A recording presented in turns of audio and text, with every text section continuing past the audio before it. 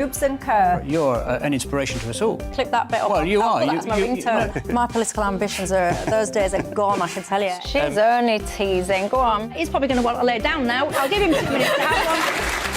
Let's respectfully disagree. That's what we like on Absolutely. Boobs and Kerr. Come and join us. GB News, the People's Channel. Michelle Dewberry, weekday evenings at 6 o'clock.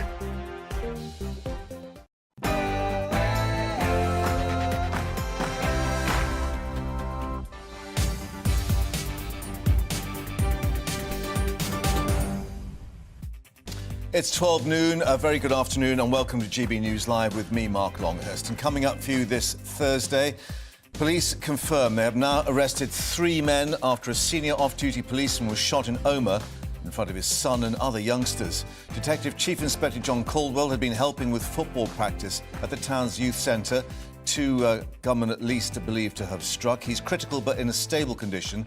The latest outrage, though, to hit the picturesque town, the scene of a real IRA bombing back in 1998 that killed 29. We'll have the latest from Omagh. An exclusive interview with GB News. The Home Secretary, Suella Braverman, has played down prospects that she might resign over any new post-Brexit deal on Northern Ireland. But there is continuing political uncertainty on exactly what Rishi Sunak is negotiating with the EU. And the tributes being paid to the voice of football, Motty, John Motson, has died at the age of 77. His match record including 29 FA Cup finals, 10 World Cups and 10 European Championships. Well, following the death of Dickie Davies, the game has lost another of its great broadcasting champions. But let's kick off today's programme with the latest from Holyrood in Edinburgh. Nicola Sturgeon is facing MSPs the first time since her shock resignation. Let's just cross to Edinburgh. This new information, which we are publishing today, reveals that a patient in the Borders waited 49 hours to be treated in accident and emergency. Someone in Lanarkshire waited 54 hours. And a patient in Ayrshire waited 60 hours at accident and emergency. First Minister, that is 2.5 days in accident and emergency. Surely no one can defend that. So doesn't this confirm that Hamza Yusuf isn't even up to the job he's got at the moment? First Minister. Firstly, Presiding Officer, can I also take the opportunity to mark what will be tomorrow the first anniversary of Russia's illegal, unprovoked invasion of Ukraine and to express my solidarity, the Scottish Government's continuing solidarity, and I'm sure the solidarity of everyone in Scotland with the people of Ukraine as they continue to defend and protect their sovereignty, their territorial integrity and their independence. Parliament this afternoon will debate this issue. This evening I will host a reception in Bute House for Ukrainians in Scotland, and our thoughts remain with them at this difficult time for them and their country. On the issues of the National Health Service, firstly I should say it is of course for the members of my party to elect a new leader of the SNP and effectively a new First Minister for Scotland, subject to approval of this Parliament. But can I say in relation to the Health Secretary, he is the only Health Secretary anywhere in the UK that has managed to avoid a single day of strikes in the National Health Service over this period. Secondly, notwithstanding the very significant challenges in accident and emergency. Thank you. I would be grateful, members, if we could hear the First Minister. Thank you. I can understand why the Conservatives are feeling uncomfortable. Of course, the Conservative government in England has not managed to avoid strikes in the National Health Service there. They also get uncomfortable when they hear me point out again that despite the very significant challenges in our National Health Service, which I'll come on to in a moment, Scotland's accident and emergency departments remain the best performing anywhere in the UK. And if I may say to the Health Secretary, that's not down to him, that's down to the hard work of staff across our National Health Service each and every single day. But our health service faces significant issues. We see that in the Audit Scotland report published today. But we also see in that Audit Scotland report important context that, of course, Douglas Ross always seeks to deny. So let me quote from it. Page 7, the pandemic continues to affect the delivery of NHS services. To listen to Douglas Ross and others, you would be forgiven for thinking the pandemic hadn't even happened. Secondly, Scotland's NHS is not alone in facing these issues. Many of the factors contributing to the extremely difficult situation facing the NHS in Scotland are not specific to health services, and many are not within the control of the Scottish Government. Notwithstanding that, we continue to support our health service to ensure record funding, record staffing, record pay deal for Agenda for Change staff in Scotland, and progress in reducing the longest waits in our National Health Service. Douglas Ross. Shameful. Shameful is the only way you could describe that answer from the First Minister, because not a mention of a patient who waited in Ayrshire at the tail end of last year for 2.5 days in accident and emergency. The clue is in the name. They went there for emergency treatment and they sat for 2.5 days. And the First Minister, her answer to them is, well, it's the best performing anywhere in the United Kingdom. That is little comfort for people who are waiting hours and days for treatment. And the First Minister might not have noticed, but when I sat down raising these shocking statistics, Humza Yousaf smiled and smirked. The Health Secretary thinks it's funny that people are waiting for days to be seen in A&E in Scotland. And the First Minister mentioned and quoted from the NHS Audit Scotland report into NHS. Let's remember, BMA Scotland said of the report this morning, it is damning of the state of the NHS currently. The report outlines that Nicola Sturgeon's chosen successor won't meet NHS job targets. It says performance declined further in 2022. The number of people experiencing extremely long waits increased in 2022, and performance on cancer waiting times is getting worse. Every part of Scotland's NHS is in crisis because of Humza Yousaf. So can the First Minister tell us, is this useless Health Secretary really the best the SNP have to offer? First Minister. Well, in relation to individual cases, it is always unacceptable if someone waits too long for treatment in the National Health Service. And at the tail end of last year, which of course was Douglas Ross's phrase, that was during the winter peak of pressures. Since then, in accident emergencies, there is still considerable progress to be made, let me stress that, but we've seen 8-hour and 12-hour waits reduce, and we continue to support our accident emergency departments in further progress.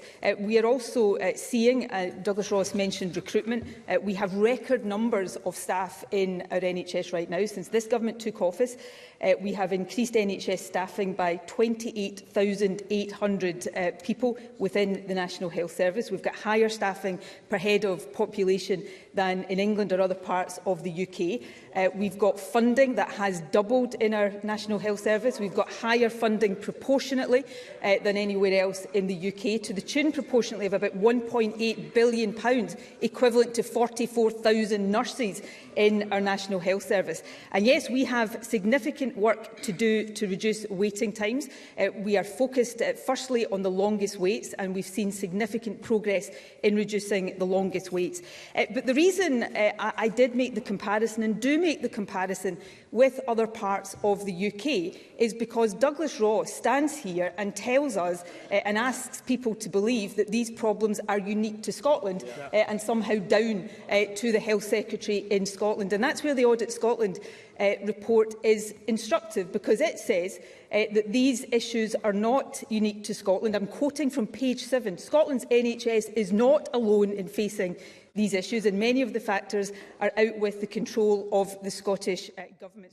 So this is Nicola Sturgeon, current First Minister. Of course, she has resigned, hence the leadership race to lead the SNP and to become new First Minister. And the man to her left, Humza Yousaf, is in the running for that. And this particular discussion going on with Douglas Ross now back on his feet, because Humza Yousaf, of course, was Health Secretary there, or it still is technically. And we've got this Audit Scotland report, which has warned of the key recruitment targets being missed, and the BMA in Scotland saying the report damning of the state of health provision in Scotland. Hence Douglas Ross calling the Health Secretary useless. That is the word that he used in the chamber. More, of course, from Edinburgh as we get it, and the latest on the SNP leadership race too. But let's return to Northern Ireland now, and its political leaders from Sinn Féin to the DUP have issued a joint statement to condemn the shooting of a senior off-duty policeman in Omagh last night. It's being treated as attempted murder, and a police news conference in Belfast revealing 3 men have now been arrested. Well, Detective Chief Inspector John Caldwell is in critical but stable condition. He was shot in front of his son and other youngsters as he helped a football session at a local youth club. The Secretary of State for Northern Ireland, Chris Heaton-Harris, gave this reaction a little earlier. It was a cowardly and callous attack that happened last night. A very senior and well-known local police officer is now in a critical condition in hospital, and our thoughts are with him and his family, and everybody in the policing community, and actually the community of Omagh is completely shocked by this, because society has moved on in Northern Ireland. There is no place for violence like this. Are you concerned about the safety of PSNI officers in light of this event? Well, I'm always concerned about safety of PSNI officers, but they are completely professional. And in all my experiences with them, they know exactly what they're doing, and actually are policing the communities of Northern Ireland really effectively and very, very well. But this is a really significant event. It's a very serious event, and it's difficult to underline how cowardly these people are. That was the Northern Ireland Secretary a little earlier. Let's get the latest now with our Northern Ireland reporter, Dougie Beattie, who is there. And Dougie, this confirmation from police that they've already arrested 3 individuals, and therefore perhaps we should preclude any kind of suggestion as to what the motive was. That will be looked at the moment. What we do know, of course, this is another tragedy to hit Omagh. With that awful bomb back in 1998, people reeling once again from violence. Yes, indeed. And this leisure centre here is about 3 miles out of Omagh town. It's on a townland called Killyclogher. It's on the main Cookstown Road, and it is full of families. And as I stand here now, forensic officers are painstakingly combing the area behind me to try and look for clues, DNA, shells that may have been spent. And of course, last night, this off-duty police officer was just that. He was off-duty. He was being a father. He was taking his son to football training, as I have done, probably as you have done. And they knew that he wouldn't be armed. They knew he wouldn't be carrying his personal protection weapon. And as his son was getting into the car and he was putting footballs into the boot, shadowy figures came out and struck. Now, it was amazing, I think, most of all, that no other children in this area, because at 8 o'clock they were all getting out. And I think that is the best part that we have of this, if there is a good part at all, is that no other children or parents were struck. Quite a few other cars were struck by ricocheted bullets, and quite a number of them were fired, and unfortunately some of them hitting John himself. This is a very high-profile officer. He is involved in tracing down organised crime, and those that the PSNI are hunting down for him have shadowy lines between organised crime and paramilitaries, and that is the key to all this. And our thoughts are with not only the people of Omagh, but with Caldwell's family and especially his son. The Assistant Chief Constable, Mark McEwen, praising, I think, someone, a passer-by who came to give first aid to John Caldwell, indicating that perhaps otherwise the outcome would have been very different. Indeed, it was quick thinking by a member of the public who came to his rescue, I suppose, and they managed to get him stabilised before the ambulance arrived, and managed to take him to Altnagelvin Hospital, some 40 miles away from here, and there he is now, and he is very critical, but he is stable. And only for that member of the public who stood the time, didn't run from the scene, and went to help this other parent, it was no doubt greatly appreciated by all that were there. Yeah, just a little bit more coming in from Chief Constable Simon Burns, saying his colleagues are extremely distressed, but remain resolute. And as I say, obviously wrong to speculate on motive at the moment, but quite clearly I think all of Northern Ireland's political leaders from DUP across to Sinn Féin have come out to issue this joint statement. It's brought people together. It definitely has. This morning, every politician you could think of here, every strain, every breed of them were here, from nationalists, Republicans, right through to unionists, and they all condemned exactly what did happen here. That's why the Good Friday Agreement was signed all those years ago, and that's why it brought this type of behaviour to an end. And that is really what is at the heart of this. People don't want to go back to this. Northern Ireland has become a very beautiful place to live over the past 15, 20 years, and no one wants to go back there. Yeah, and Omagh, one of the most picturesque parts, as well as Nuala alone has reflected, indeed. Dougie, for the moment, thank you for that. Back to you, of course, as we get more details. But let's now reflect on news from the Home Office that the number of asylum seekers waiting for a decision on their claim to come into the UK has topped 160,000.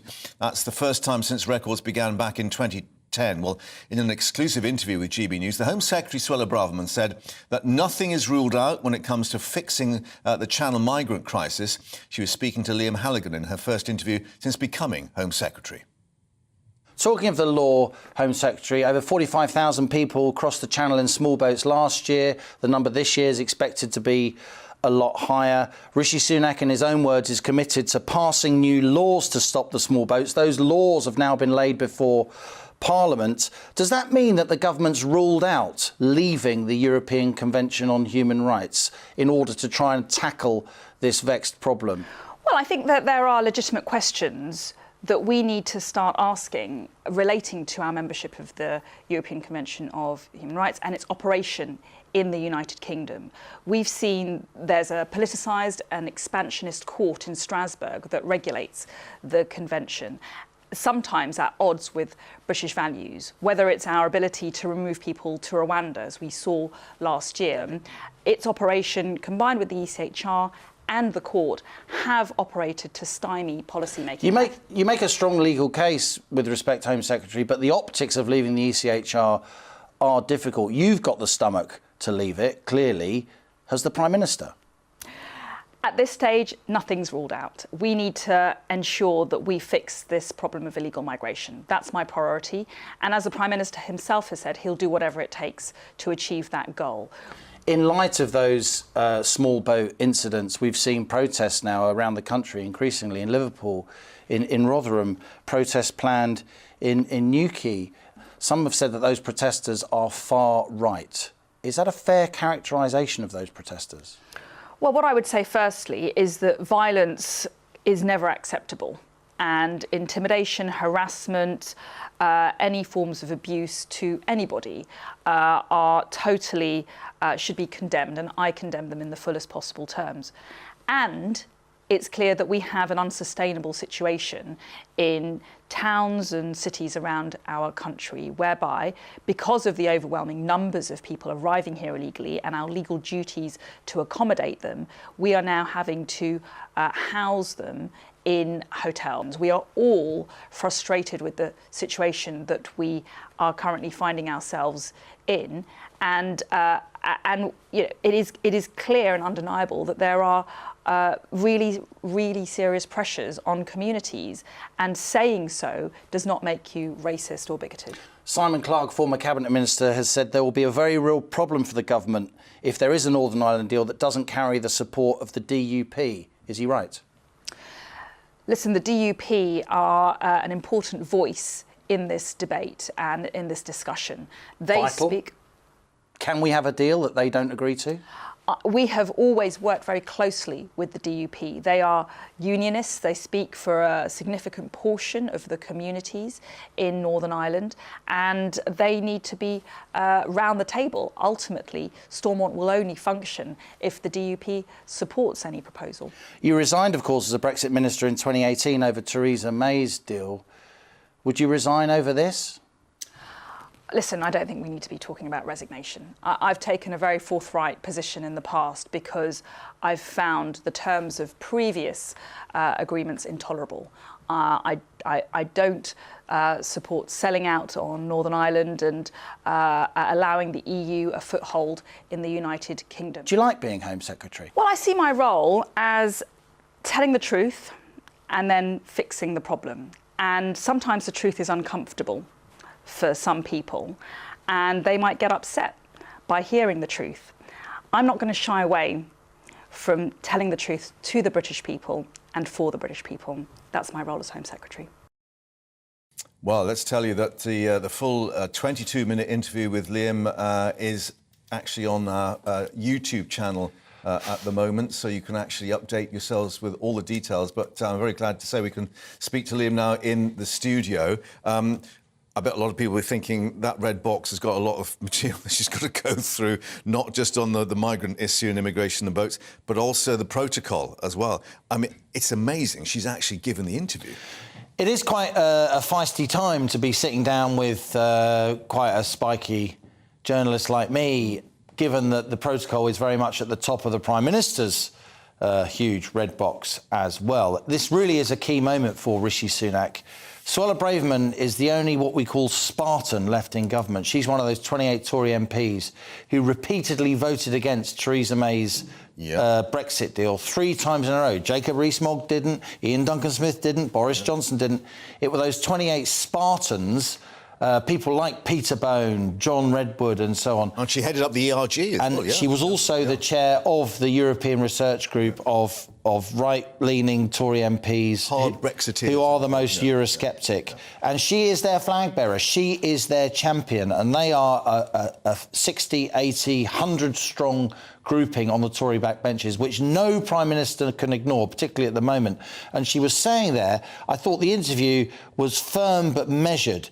In the full version of the interview, you can listen to her and see her saying, look, I'm not talking about resignation at the moment, at this time, but I have resigned previously when I found the terms of deals intolerable. On principle. And as a lawyer, she finds it intolerable that even though we've left the European Union, there is part of the United Kingdom of Great Britain and Northern Ireland that remains in the single market and remains subject to that court in Strasbourg, the ECJ, which she calls politicised and expansionist. Quite a phrase. Yeah. Now, let's share with people watching and listening that there was no kind of agreement. These are the only questions I'll ask. I don't do that. And she was open to whatever you would put. Everyone in politics knows I don't do that. So the question is, why would she actually do this now, bearing in mind being at such a sensitive time? Is she actually sending a message to Number 10 on both the issue of the boat coming across and the migrant issue? You know, we will see this through.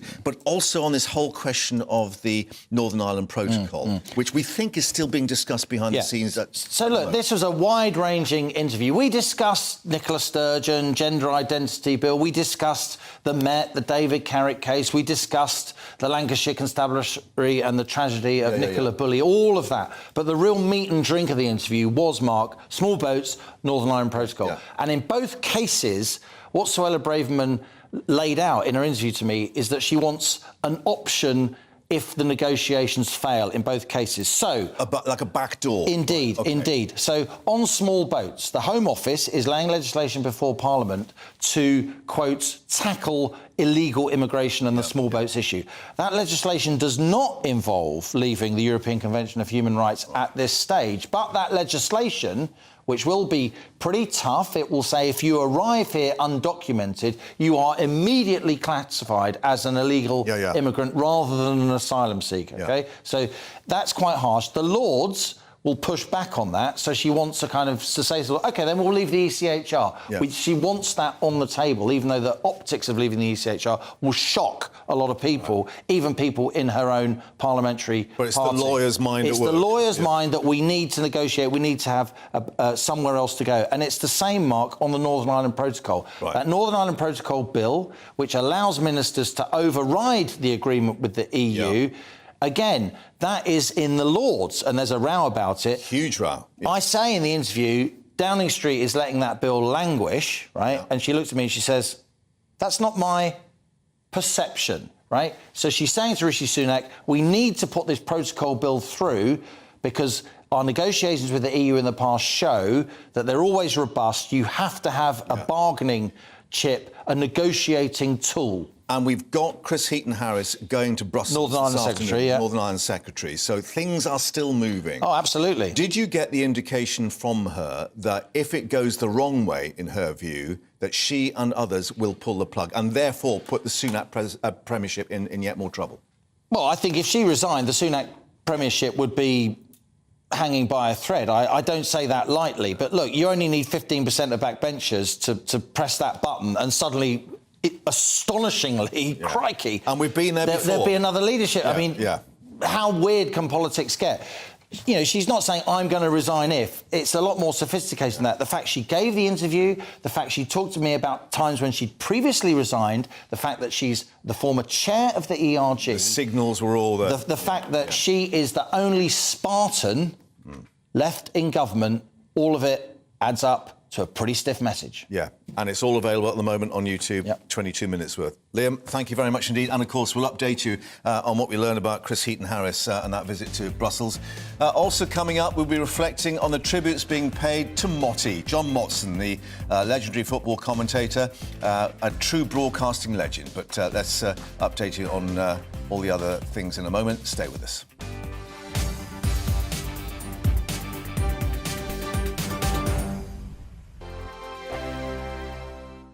It's all about family, being in people's living rooms, all the interaction and getting to know who our viewers and listeners are. When I was young, my dad used to say, Nana, stop arguing. I wanted an outlet that would enable me to give my opinion. People are going through a really hard time right now, and I know that you don't feel like you're being listened to by the establishment. I came to GB News because it's the People's Channel, and I want the audience to have their say on the events of the day. We're dynamic. We do something different. Democracy shows that the wisdom of the nation is in its people. I get to travel to find out what the story is from a personal perspective. The British people aren't fools. We know when we're not being told the full story. We've got to work out how Britain moves forward from this. It's the best country in the world. The establishment had their chance. Now we're here to represent your views. Britain's watching. Britain's watching. Britain's watching. We're proud to be GB News. The People's Channel. Britain's news channel. Hi, Andrew Pierce here. Join me every Friday lunchtime for a proper no-nonsense debrief of the week's events. With special guests in the studio and the GB News team on the ground, I'll be getting you up to date with news, some intelligent discussion and my own sharp take. The weekend starts here with me every Friday lunchtime on GB News, the People's Channel, Britain's news channel.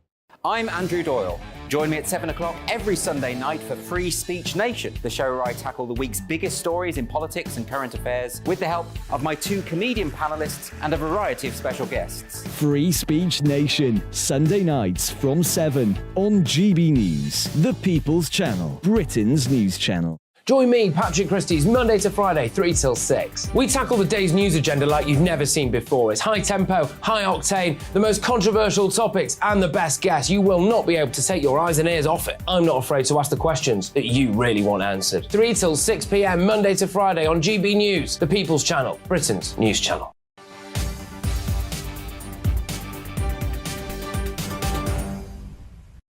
And welcome back to GB News Live, and we can mark the tributes being paid to Motty, John Motson, described as the voice of football, who's died at the age of 77.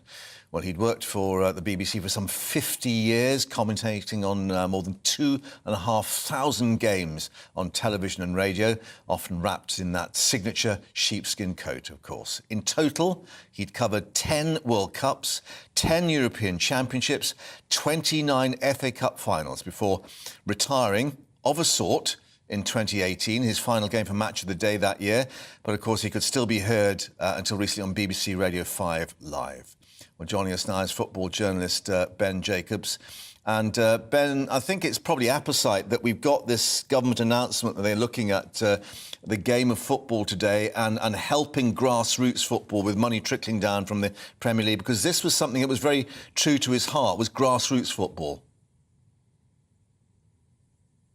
It was grassroots football, and the passion that he had for the sport more generally permeated into all parts of the game. And in the context of a regulator, it's about bold new plans to try and revamp football. But from Motti's perspective, just terribly sad that he's passed away at the age of 77. As a football commentator myself, he was the iconic voice that I grew up to. And what we saw in John's style, Motti, as he was known, was personality and passion and mannerisms. It was unique but insightful.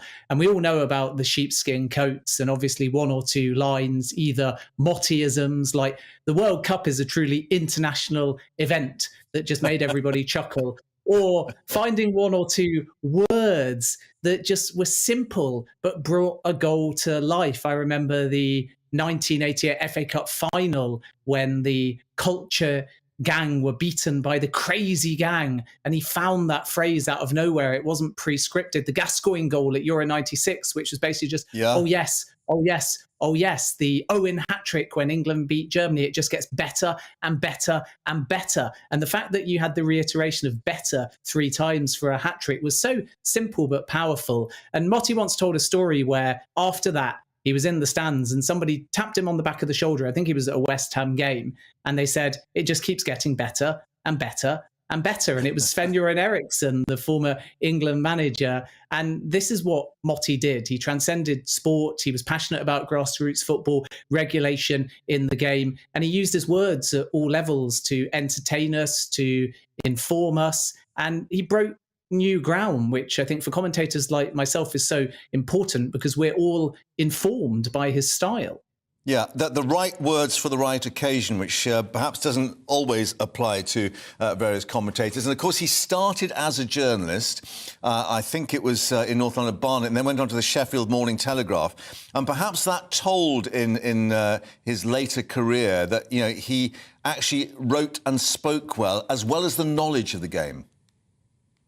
And by the way, that's really difficult. I think in this modern era of journalism, we almost take for granted the skill of multi-platform journalism where people can broadcast and write and do all things. But Motti was a groundbreaker in that sense because, as you say, he came through the print press. He was a reporter with the Barnet Press and the Sheffield Morning Telegraph. And then he moved to BBC Radio Sheffield before finally getting his big break with the BBC on a full-time basis in the late 1960s. And when you understand from a print point of view a headline or a story, but from a broadcast point of view how to be concise and find a word in the moment, that is an incredible skill because when you write, you've got time, you've got subbing editors, and when you're live like yourself, you've got to be able to reach and find that word or question in the moment. You've got one take. And that was Motti all over.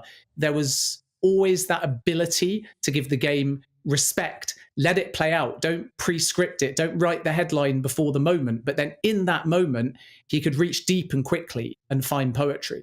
Yeah, he replaced David Coleman, I think 1977 FA Cup final.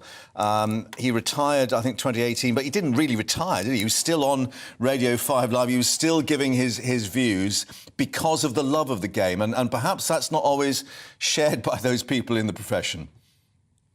Well, what he said, which I think was very pertinent, was he wanted to go out at his peak before anybody started saying, are you still up to scratch? And I think that applies to anyone in any profession. But the beauty of football and a passion is as long as you retain the love for the game, the words were always going to be there. So we saw him obviously retire in theory, but in practice he continued to do interviews and commentate on radio stations all around the UK, and any opinion that he had was always going to make news, so he would always form part of the football conversation. And it's so difficult, I think, to retire when you love sport so much, because every 2 years a major tournament comes around, every 4 years a World Cup comes around, there's Olympic football, there's Premier League football, you're always going to get sucked back in. And that kid-like demeanour, but with the magical poetic wording on top of it, was such a powerful combination, because you always felt like when you were listening to him, he was reflective of your own excitement, but you also looked to him because he could find a way of describing it that you couldn't. Yeah, and another giant of sports broadcasting gone after Dickie Davis, of course, the changing of the times. But Ben, thank you very much indeed for bringing us your tribute here. And no doubt more people will be in touch with us with their views and memories as well. gbviews@gbnews.uk. Coming up, Sir Keir Starmer's new ideas for Labour, all 5 of them. What are they? We'll be revealing those. Plus, of course, the latest on grassroots football as we've just been discussing. First, an update on the headlines with Rhiannon.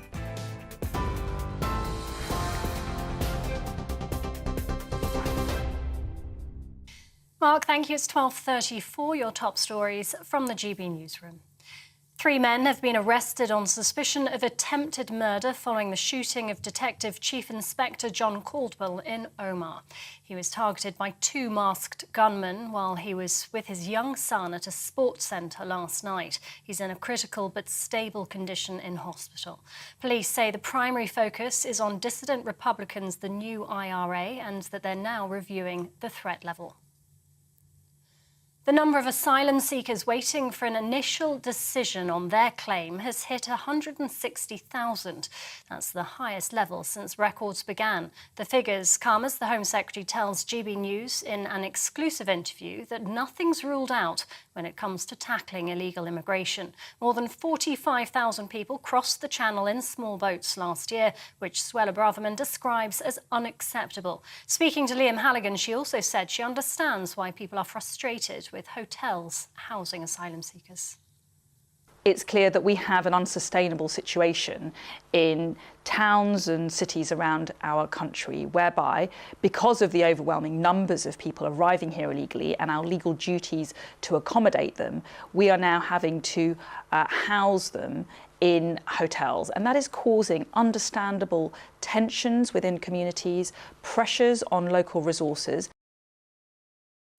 And you can watch the full 22-minute interview with the Home Secretary here on the GB News YouTube channel. And Sir Keir Starmer has outlined his vision for the country if Labour were to win the next general election. Launching his party's 5 national missions, the Labour leader says the UK needs to be more competitive.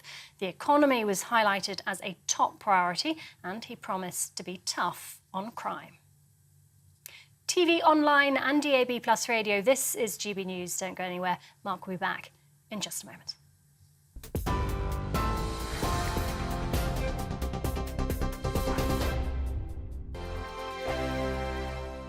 We are GB News, the People's Channel. And right across the United Kingdom. You can find us on Sky Channel 512, Virgin Media Channel 604, Freesat Channel 216. Freeview Channel 236, and YouView Channel 236. You can also take us with you on DAB+ radio, with the GB News app, and at the website gbnews.uk. We're absolutely everywhere. Come join us on GB News, the People's Channel, Britain's news channel.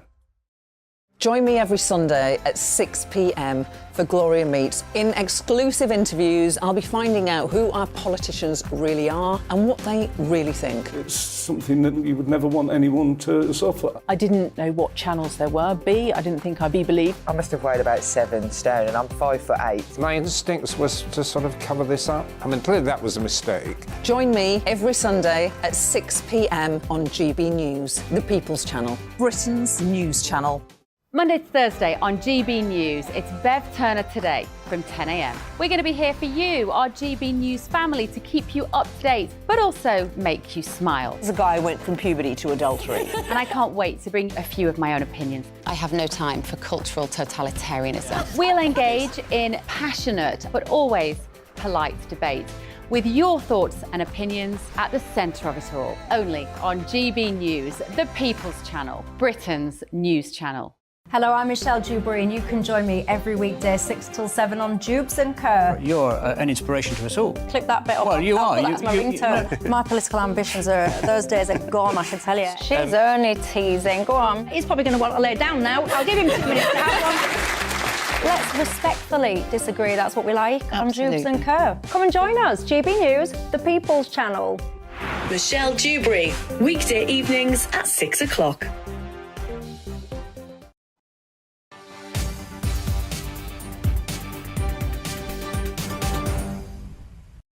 Well, we've been paying tributes to John Motson and, of course, grassroots football, very, very important to him. Well, let's now reflect on this move to prevent the top clubs from joining the breakaway European Super League, among the powers being held by the new independent regulator.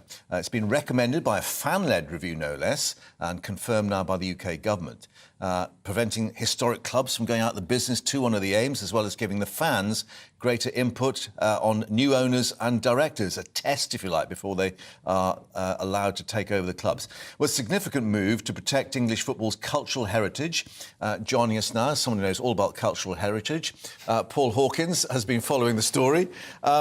It is prophetic, of course, that on the day that Motti goes, his love of the grassroots game has actually been reflected now in official government announcements. Absolutely. And in fact, I think that is the aspect of this announcement that is going to affect the most people, because the majority, well, I don't know about you, Mark, I've been playing park football for 20 years or so. Jumpers for goalposts? Yeah, exactly. Vets, everyone. Well, yeah, jumpers for goal. But I mean, the pitches, anyone will tell you who plays Sunday morning, Saturday afternoon, the pitches are terrible. The changing rooms are terrible. The facilities are awful. A little bit of rain, match is off. Yeah. Right? The facilities are awful. Yeah, you turn on the TV, you look at the Premier League, it's awash with money. The Premier League, now we should say the Premier League they do give some of that money away to grassroots. It does go to grassroots at the moment. But the whole point, one of the aspects of this new regulator will be to force it to give more if it doesn't, and that's a huge sort of power. letting it trickle down. Yeah, absolutely. You've got to give this some. Absolutely, and not just to grassroots, but also to the English Football League, who are in charge of the Championship, League One and League Two. Yes, they want 25% of the pool broadcast revenue. I mean, that's a pretty hefty sum, isn't it, for the EFL? Yeah, that's a huge sum. And the Premier League, I would say their reaction has been lukewarm, given they're going to be regulated. They say they appreciate the government's commitment to protecting the league's success, but caution it is vital regulation does not damage the game or its ability to attract investment and grow interest. But the key and the interesting thing to this is all from the fans. They've had this review to find out what the fans wanted. So it's not top down. And of course, one of the other issues is that they want this review to prevent financial failings, but actually find out who wants to take over these clubs and buy these clubs. Yeah, by having stricter tests for the directors and the owners of these clubs. Do they meet stricter criteria? Interestingly, they haven't defined what those criteria would be. So when we talk about Saudi Arabia, controversially, for human rights only Newcastle, would that be one of the criteria? Exactly. There's a lot of broad brushstrokes in this, what they call white paper, which is politicians' jargon for a plan. There's a lot of broad strokes, and the devil will be in the detail. Rishi Sunak, no less, saying this puts fans back at the heart of football. Is that over-egging it a bit, or is it really that the sort of balance is changing? I think if this does go ahead and it does happen, then I don't think it's over-egging it to say it would be a kind of a revolution in football terms. This would be huge. No other major country in the world has a regulator for its football, and to see a Conservative government, bringing in regulation for football, and it was in the Conservative manifesto in 2019, is remarkable. All of this coming, of course, on the back of Bury, who went out of business. Macclesfield have had problems, Derby have had problems. So it's about so the government will say, and fans are broadly speaking behind this. They'll say it's about strengthening football clubs, making sure the very top ones don't disappear off to a European Super League, giving the fans more of a say, which will be prevented by this. We understand. Which would be prevented by this, so they would be able to say you're not going and joining any European Super League, where of course the very top clubs, Manchester United, Spurs, Liverpool, etc., they would make huge amounts of money. This would keep them within the English structure, and more of that money would trickle down to the bottom, to the likes of the rest of us who are playing for the Dog and Duck on a Sunday. Good luck. Don't break a leg, will you? Paul, thank you for joining us. More reaction, of course, to that as it comes through. But let's return now to the politics of the day with Labour's leader, Sir Keir Starmer, outlining 5 missions, as he described them, that he wants to offer voters in the next election. That's in a speech in Manchester earlier. One of the most significant goals to make the UK the highest growing economy amongst G7 nations if they were to win. However, did admit that it'd be pretty tough to achieve. Amongst the other pledges, he wanted to make Britain a clean energy superpower and to cut health inequalities. Let's listen to what he had to say earlier. I will never accept that this country is destined for decline, that our best days belong to the past. Success is all around us. It just needs direction. People have huge ambitions for their community. They just need a government that matches their ambition. And I think there is a yearning to come together, to be part of something bigger. That appetite, it's always been there. In all our big moments in our history, the creation of the NHS, during the pandemic, in spades, the passing of the late Queen last year.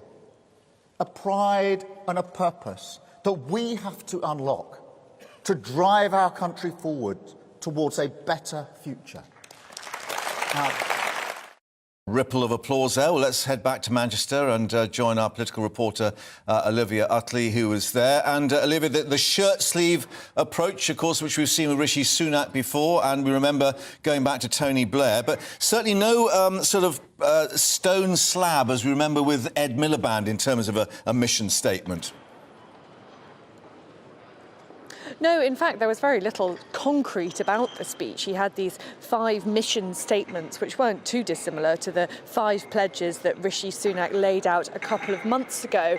What really, the line that he seems to be trying to draw between him and the Prime Minister isn't one of policy, really, or even ideology. It's simply one of competence. He wants to make it clear that Labour is the party with the ability to govern. Labour has the power, has the organisational skills, really, to govern. The other really notable factor, you mentioned there, Blair. There were so many echoes of Tony Blair in the speech. We heard tough on crime, tough on the causes of crime, a very Blairite notion. And the whole ring of the speech was truly centrist. It was about bringing people together. It was about getting into power. It was saying we won't be able to achieve any of these things unless Labour is in power. Where he struggled was on the issue of trust. There were a number of journalists who asked questions about trust, because it's been noted this morning that of Keir Starmer's 10 leadership pledges, there are quite a few of them that he doesn't appear to have stuck to, or seems to have subtly changed his tune on. So the question that he really struggled with is how can he prove that he won't break the promises that he's made today, in the same way that he's alleged to have broken promises that he made during that leadership campaign. But yes, overall, it was less about the specifics. He was keen to avoid giving any policy promises about what he'd do about, say, energy bills next year, and more about the overarching air of competence that he clearly wants to give off. It was about fixing things that the Tory party has broken in the last 13 years. Yeah, because we remember one of the leadership pledges was nationalisation, which he sort of seems to have swerved around now, talking about this British clean energy superpower. But I mean, the key thing is, as you say, without the detail, when he says that he wants the highest sustained growth of any G7 nation, of course, the IMF and the Bank of England have been scratching their heads, trying to work out how the economy can be grown. And yet we've not got any detail from him. No, exactly. And if voters were hoping that he would talk about seizing the opportunities afforded by Brexit, then that certainly doesn't seem to be the case. He said vaguely on Brexit that he would fix the deal that has been put in place by Rishi Sunak and reset our relationship with the EU. But when pressed for detail on that, we didn't seem to get any at all. When asked about Brexit more generally, when asked about the damage that Brexit has done to growth, he said, well, Brexit isn't the only problem that we've had, isn't the only thing that's been stopping growth in the last couple of years, which isn't the most positive outlook on Brexit. So there didn't seem to be much of a concrete plan there. It was simply about showing that whereas the Tory party has left everything to get into a mess where you can't get a doctor's appointment, you can't get proper education for your children, the Labour Party has the structure to be able to govern sensibly. It was all about competence. Olivia, we'll leave it there because they're clearly intent on dismantling the set behind you. Just in case they move you away in a big box, we'll let you get out of the way. Thanks very much indeed.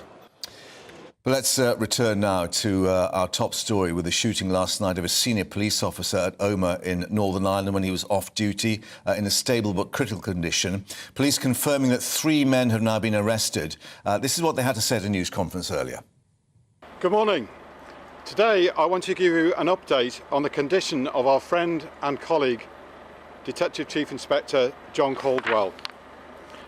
He's had surgery overnight and he remains in a critical condition. Clearly, as an organisation, we are utterly shocked and angered by last night's brazen and calculated attack. John is a father, husband and colleague, and a valued and active member of his local community. Deputy Chief Constable Mark Hamilton visits the family in hospital overnight to offer them our support at this most difficult time. We will continue to provide all the necessary assistance to John's family and colleagues as we navigate the difficult days ahead. John has been a valued police officer for 26 years, committed to public service as a senior investigating officer, supporting victims and their families in bringing offenders to justice. John is held in the highest esteem within our organisation. He is a credit to his family and to the police service. And of course, our thoughts are with John and his family as he fights for his life in hospital today. I would like to take this opportunity to thank the members of the public and the emergency services who worked so hard last night to save John's life. John's colleagues are understandably extremely distressed by last night's shooting. However, they remain resolute and committed to bringing those responsible for this heinous crime to justice. I also welcome the cross-party political condemnation of last night's attack. However, it is tragic and sad that there are still some who wish to drag us back to the past. I've also received numerous messages of support from colleagues, partners and politicians, as well as the public, who are all united in their support for policing. I and my colleagues are grateful for their strength of the condemnation of this awful attack.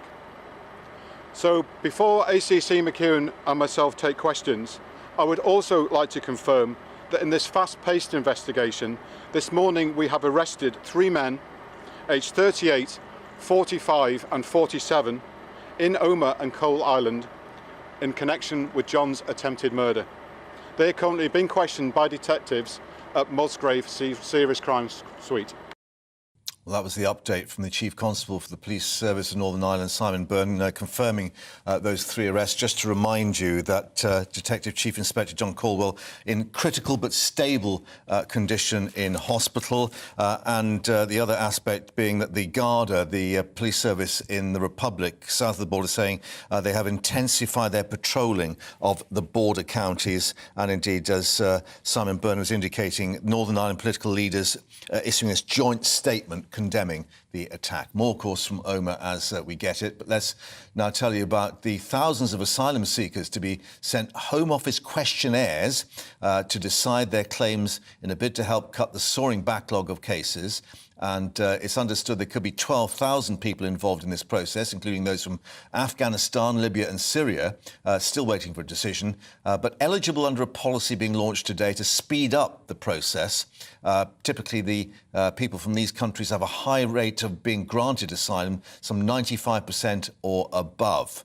And let's get now more with our South East of England reporter Ray Addison, who joins us down at Dover, and to underline rather why the Home Office is trying to speed up the process. I think the latest figures we've got for those coming through, 160,000, I think, largest since records began in terms of the backlog of cases, and continued criticism, of course, about how long it's taken to interview people.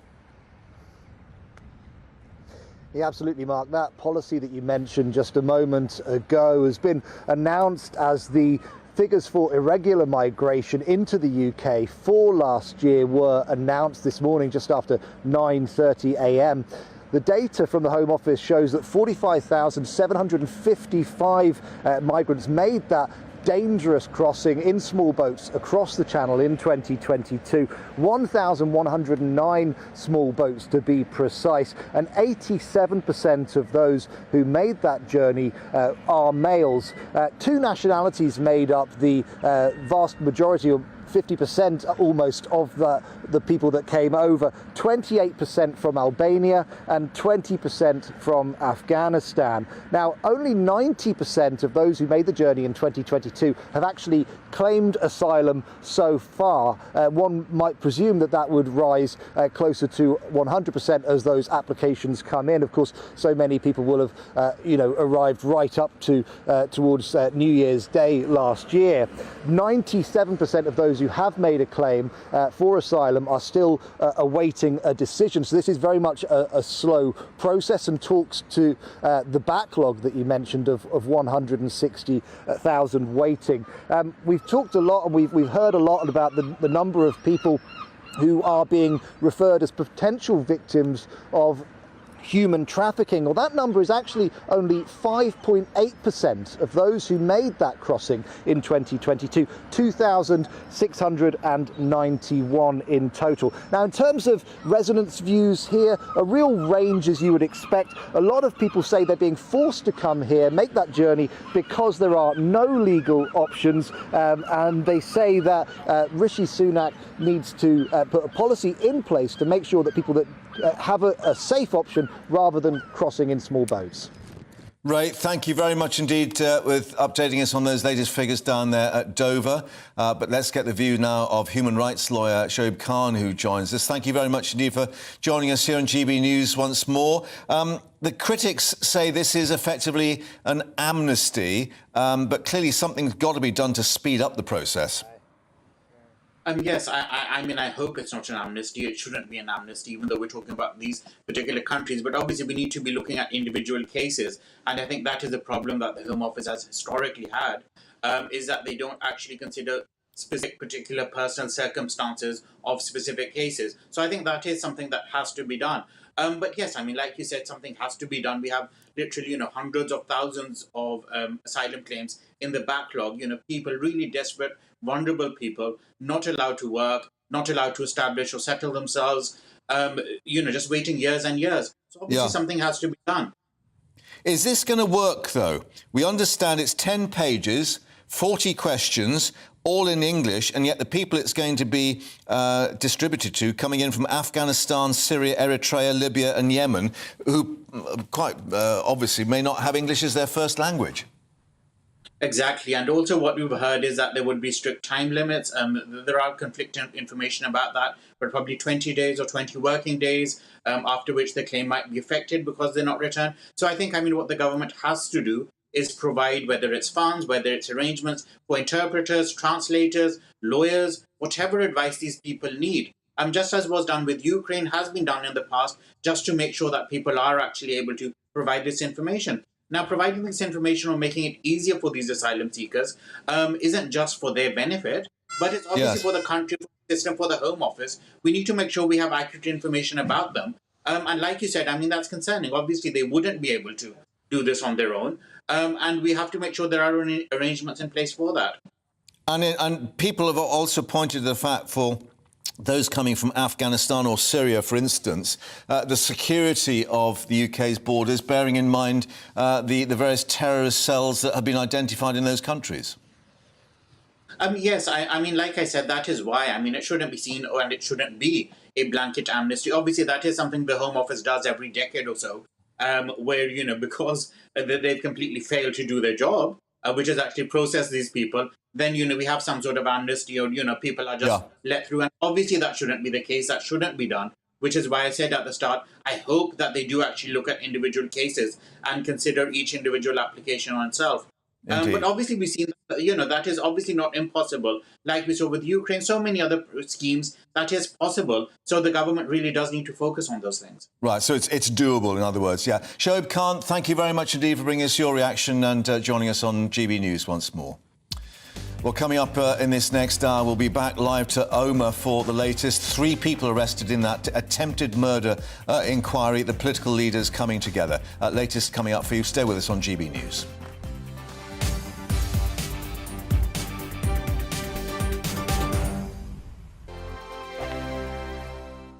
First and foremost, I am a GB News fan, and I was before I was working here. Just love the fact that we're asking the questions that a lot of establishment media won't ask. With a bit of a twist, we not only want to inform you, but we want to keep you entertained. It's worth the drive because you get in and the team's all ready and waiting, they're itching to go, and it's a proper little family. GB News is the People's Channel. It's the audience that makes the programme sing. We're giving our viewers and our listeners a voice.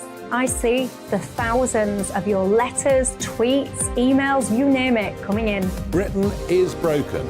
How on earth did we get into this mess? But more importantly, how do we get out of it? The establishment had their chance. Now we're here to represent you. It's time for something different.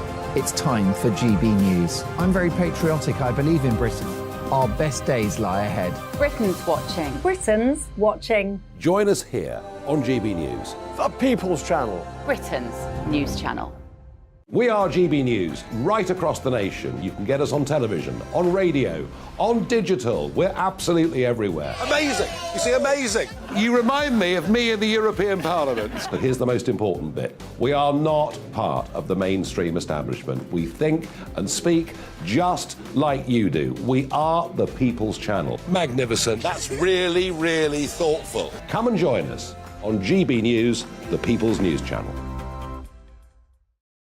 Monday to Thursday, 9 p.m. till 11 p.m. Join me, Dan Wootton. I'll bring you the sharpest takes and hottest debates. Do you not believe in prisons? I don't believe in prisons. I'm completely stunned. I guarantee you there'll be no spin, no bias, no censorship. I actually was personally quite offended by it. And no reason to go to bed. So I guess they've always been quite woke. That's Dan Wootton tonight on TV, radio and online. Monday to Thursday from 9 p.m. till 11 p.m. on GB News. The People's Channel, Britain's news channel.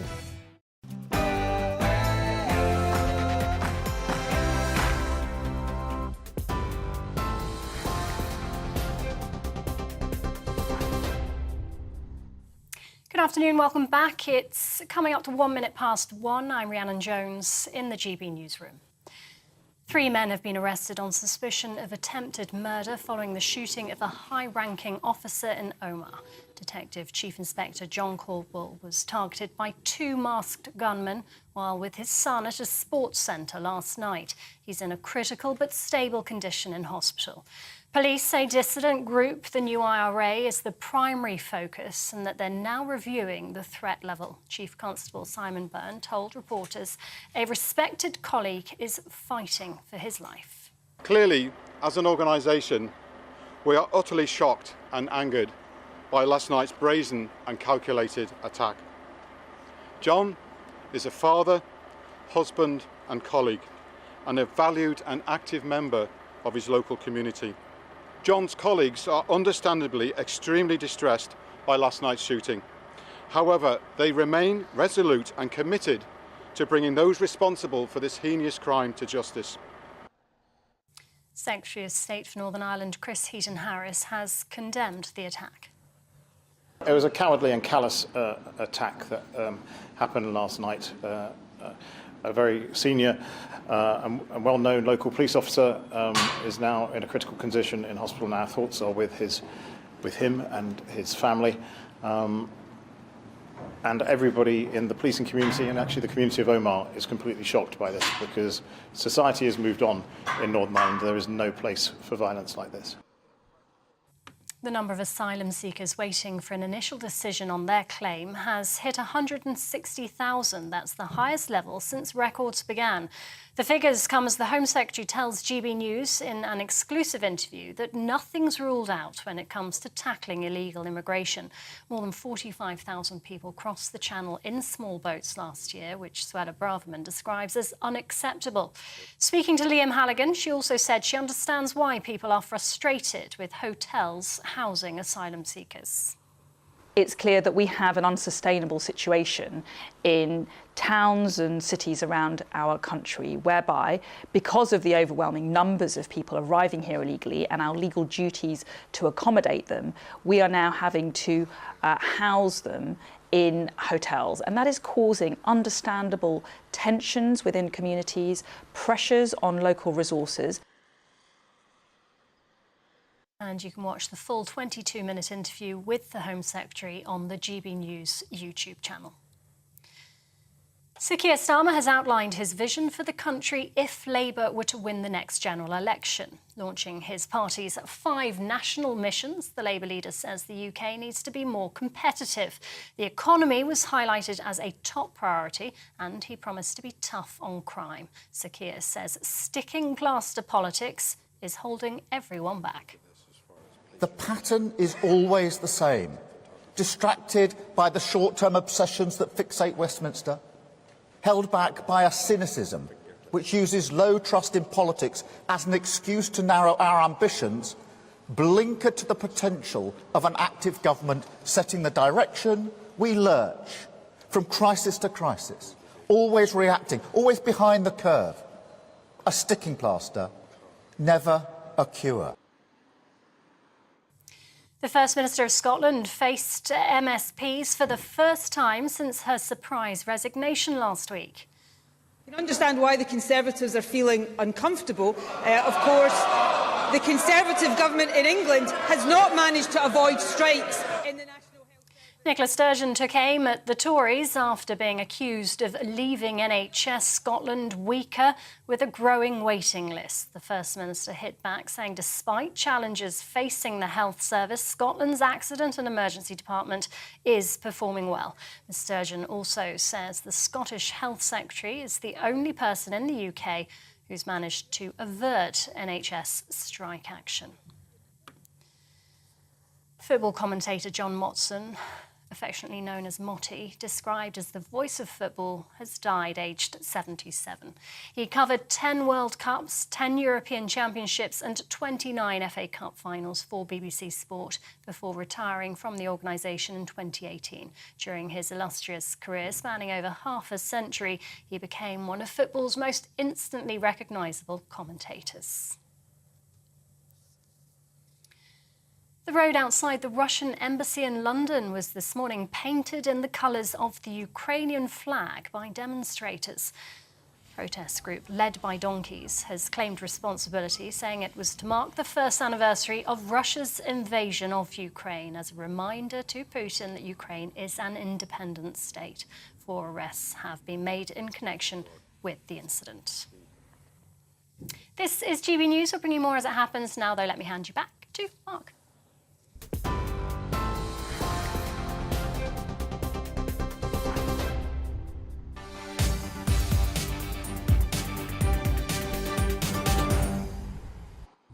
Rhiannon, thank you very much indeed. So those police in Northern Ireland, with that news that 3 men have now been arrested after a senior officer was shot in Omagh last night while off duty. Detective Chief Inspector John Caldwell said to be fighting for his life in a critical but stable condition. He was actually shot in front of his son and other youngsters as he was helping a football session at a local youth club.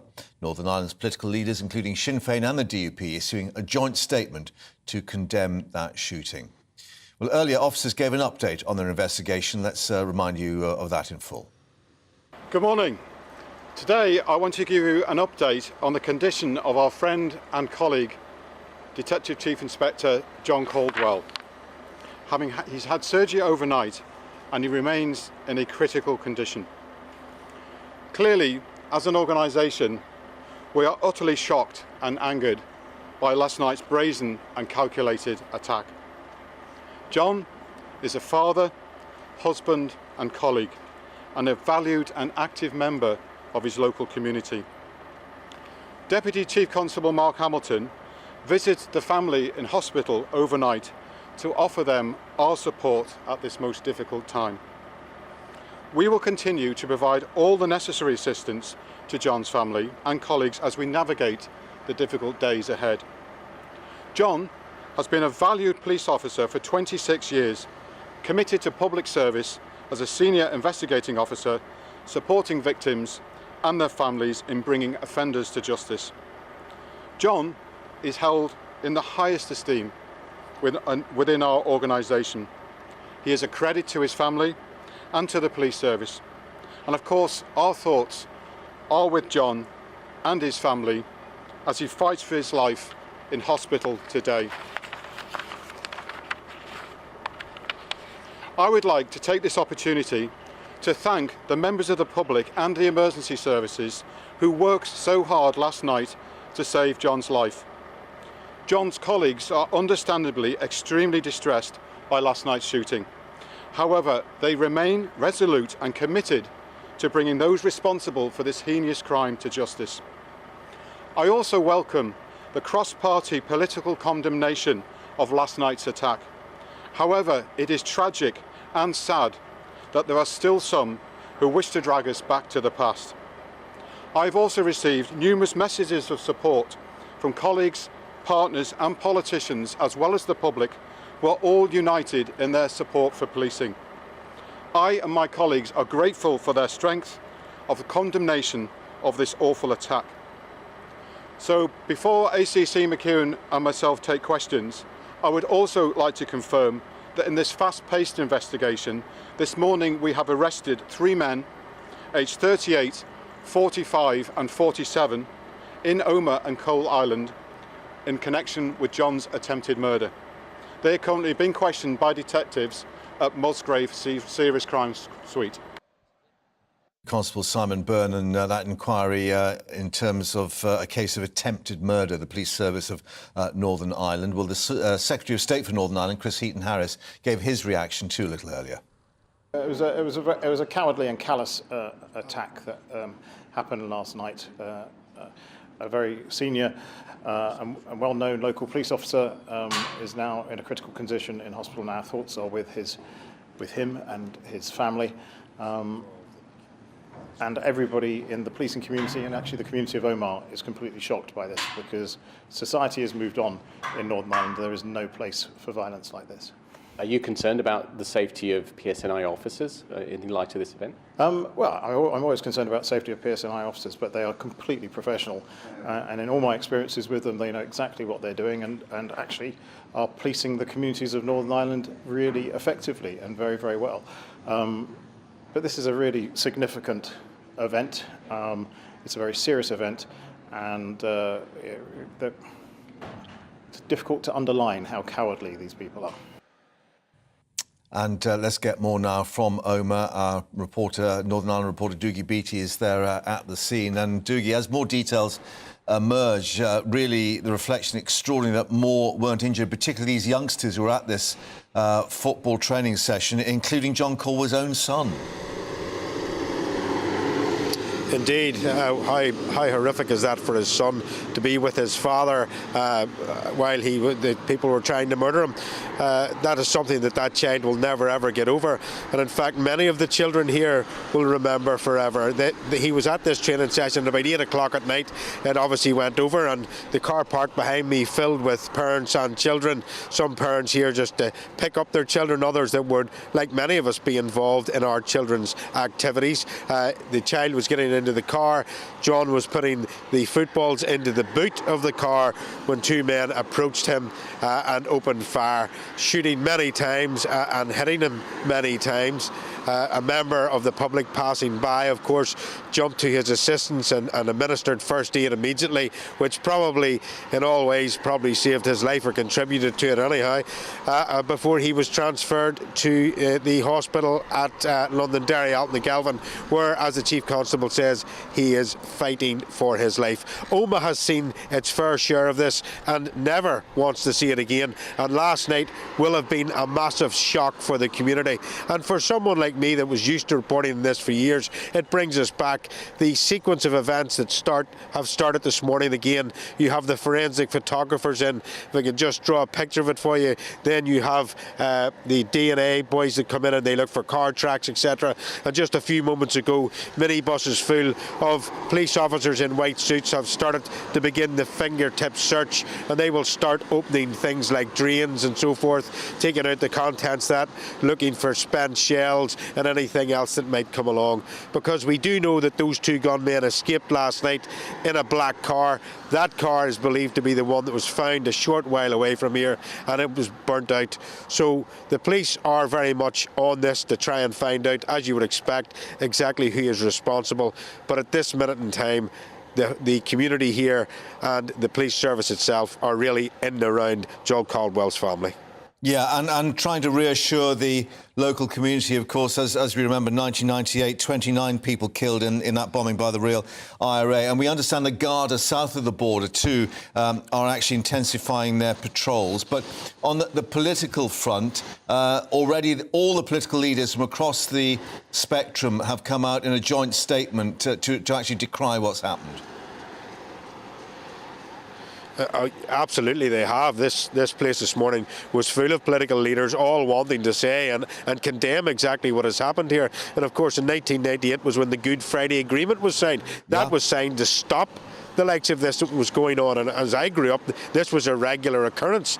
And, you know, it has been absent from Northern Ireland, thankfully, for so long. And it is the last thing that anybody in Northern Ireland wants to see coming back to our streets. And that is why it is vitally important to protect the Good Friday Agreement in all its parts. Doogie at the scene there in Omagh, thank you for that. More details, of course, as they emerge.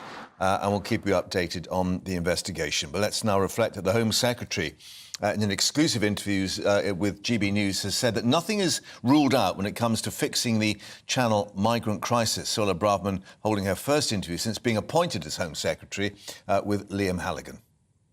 Talking of the law, Home Secretary, over 45,000 people crossed the Channel in small boats last year. The number this year is expected to be a lot higher. Rishi Sunak, in his own words, is committed to passing new laws to stop the small boats. Those laws have now been laid before Parliament. Does that mean that the government's ruled out leaving the European Convention on Human Rights in order to try and tackle this vexed problem? Well, I think that there are legitimate questions that we need to start asking relating to our membership of the European Convention of Human Rights and its operation in the United Kingdom.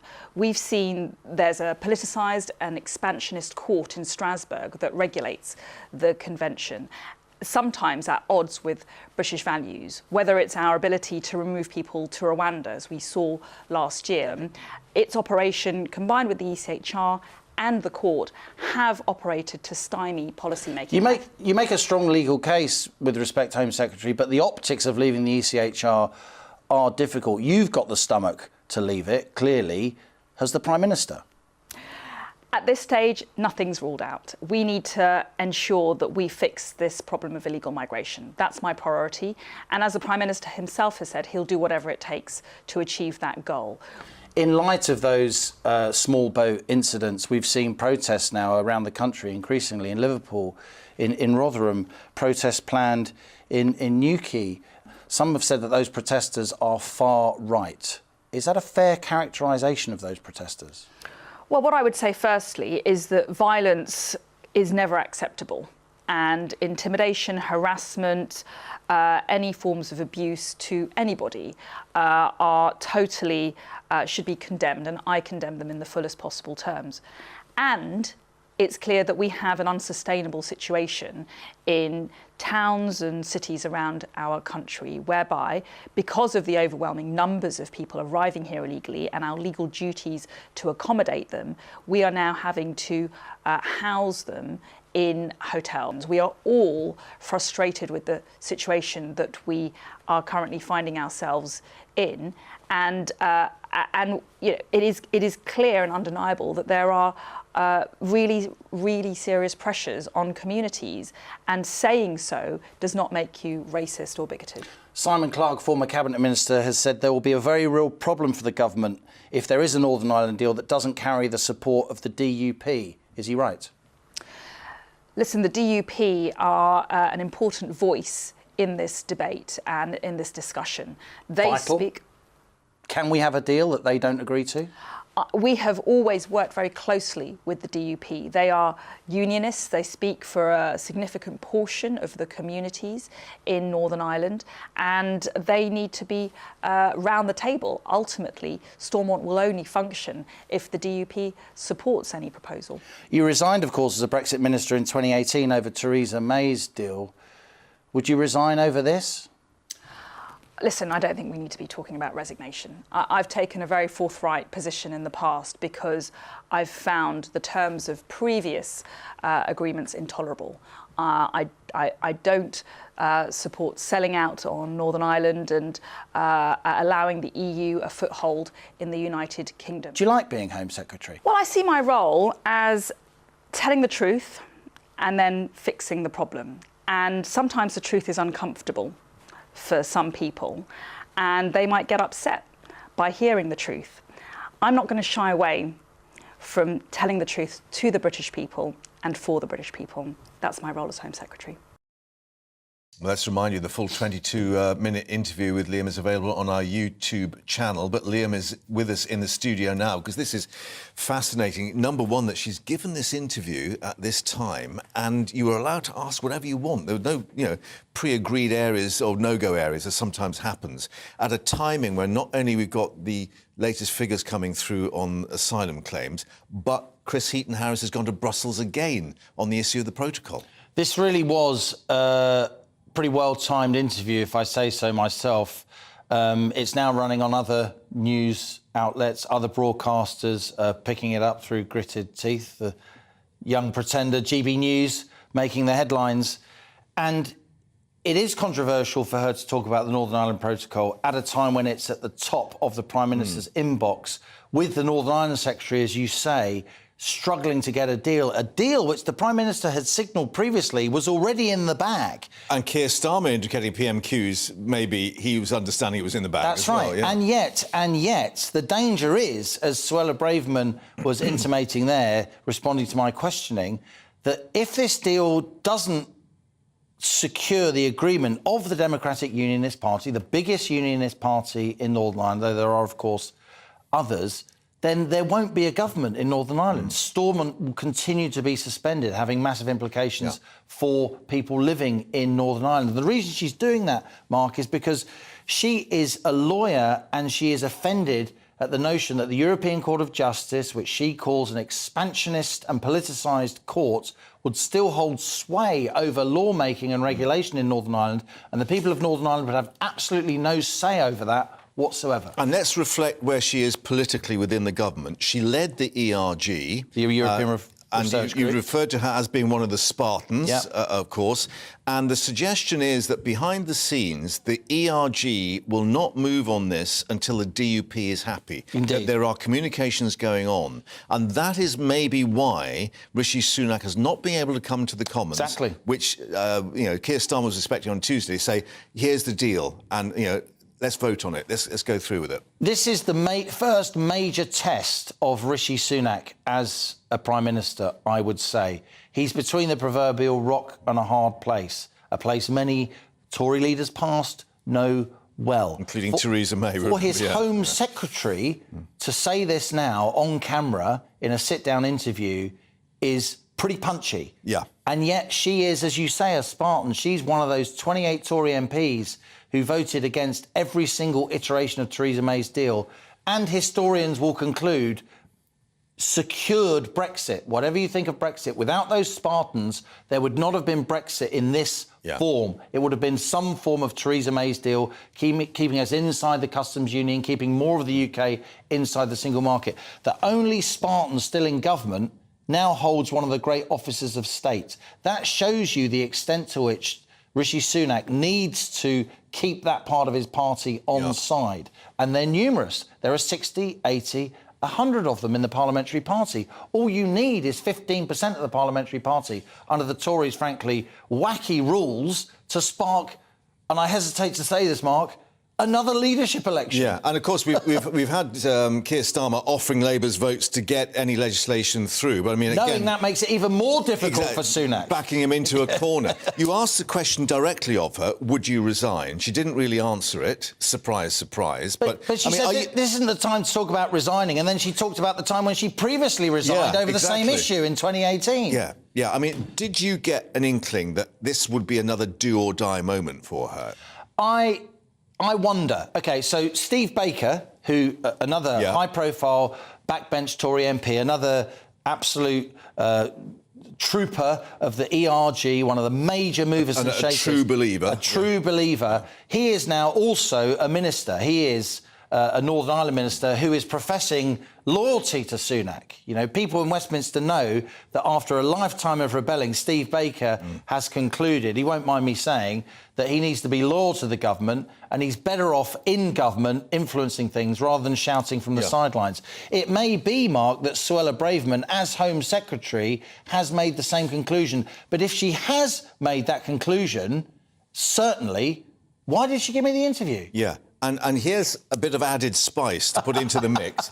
Former Irish Premier Taoiseach Bertie Ahern has said if an agreement on the Northern Ireland Protocol is not struck soon, it will probably not happen until there is a new British government. Well, that's a pretty incredible intervention by, you know, a widely respected statesman from Ireland, a signatory, no less, to the Good Friday Agreement. I was a reporter for the Financial Times when the Good Friday Agreement was signed. As somebody of dual British-Irish nationality, I reported a lot in Northern Ireland.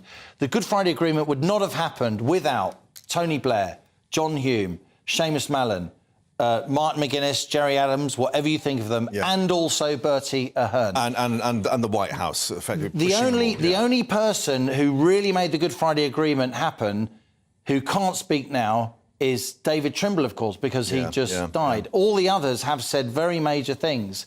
And it strikes me that Bertie Ahern saying this is cranking up the pressure even more, warning the Conservatives that the world is watching, but warning the EU as well, because there are two sides to this argument. There are two sides to this intransigence. It's not just the UK side, and we should always stress that. Yeah, and I think Martin McGuinness, as my producer just reminded us, he's also left the stage as well. But interesting, as we were just updating you, Chris Heaton-Harris, Northern Ireland Secretary, is in Belgium, in Brussels at the moment, meeting the EU's Maroš Šefčovič. We'll see what emerges from that meeting. For the moment, Liam, thank you very much indeed. As we say, full 22-minute interview available on the YouTube channel as we speak, to update yourselves with that. Coming up, we'll be taking a look at what Keir Starmer's had to say on his 5 national missions. That speech in Manchester, what they'll be and what the chances are of success as well. Coming up in a moment.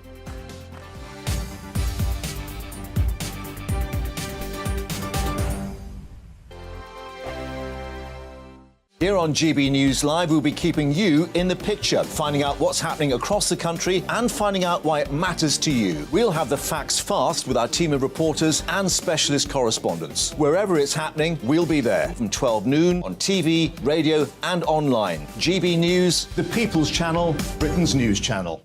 I'm Andrew Doyle. Join me at 7 o'clock every Sunday night for Free Speech Nation, the show where I tackle the week's biggest stories in politics and current affairs with the help of my 2 comedian panellists and a variety of special guests. Free Speech Nation, Sunday nights from 7 on GB News, the People's Channel, Britain's news channel.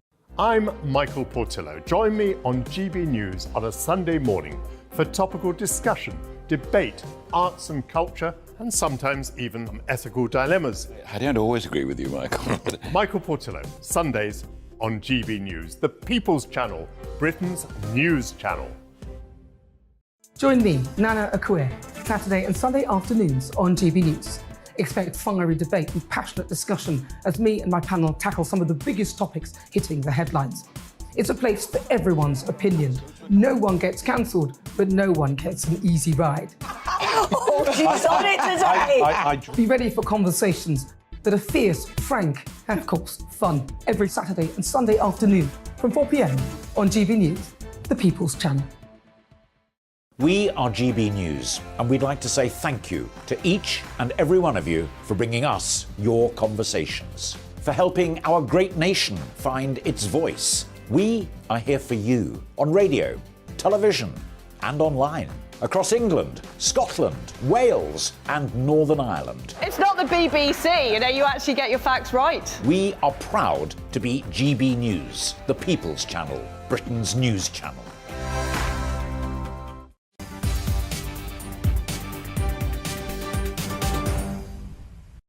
And welcome back to GB News Live. Now, Labour's leader, Sir Keir Starmer, has set out 5 national missions, as they've called them, to voters earlier while speaking in Manchester. Those goals including making the UK the highest growing economy in the G7, wanting to build an NHS fit for the future, making the streets of Britain safe again, breaking down barriers to opportunity and making Britain a clean energy superpower. Well, he went on to say that sticking plaster politics was holding the country back. I will never accept that this country is destined for decline, that our best days belong to the past. Success is all around us. It just needs direction. People have huge ambitions for their community. They just need a government that matches their ambition. And I think there is a yearning to come together, to be part of something bigger. That appetite, it's always been there. In all our big moments in our history, the creation of the NHS, during the pandemic in spades, the passing of the late Queen last year. A pride and a purpose that we have to unlock to drive our country forward towards a better future. Now, well, let's get more from Olivia, who's been at Manchester and heard that speech. Olivia, clearly it's an attempt maybe by Labour to convince voters that they are a viable government in waiting, but no detail. That's expected to be, we believe, later in the year. But of course, as ever, the devil is in the detail, particularly this pledge, if you like, to make us the highest sustained growth in G7. I mean, both the IMF and the Bank of England scratching their heads as to how to make the economy grow. Yeah, that was a very bold promise, and as you say, there wasn't a huge amount of detail to back it up. He talked quite a few times about not focusing all of that growth in London and the South East and having sort of bottom-up growth in all of the regions, not just growth in the capital and then redistribution elsewhere, a policy which he called disrespectful to communities around the rest of the country. He talked about Brexit. He was questioned on whether Brexit is holding back Britain, how you can grow the economy with Brexit, and he said that Brexit wasn't the only thing, essentially, I'm paraphrasing here, but Brexit isn't the only thing holding the economy back. Well, that's not wonderful news for Brexit voters in places like Manchester and the North generally, who those blue wall seats, who think that Brexit is a viable way to actually reinvigorate the economy and think it's possible to seize the opportunities of Brexit. He didn't mention those opportunities at all. Otherwise, yes, it was a broad and quite vague plan for his mission-led government, a phrase he kept repeating. And the point that he was very keen to reiterate is that he was ready for government. It wasn't so much about his policy or his ideology. It was simply that Labour is competent and it's ready to fix the mess that the Tories have got the country into. That was the basic gist of it.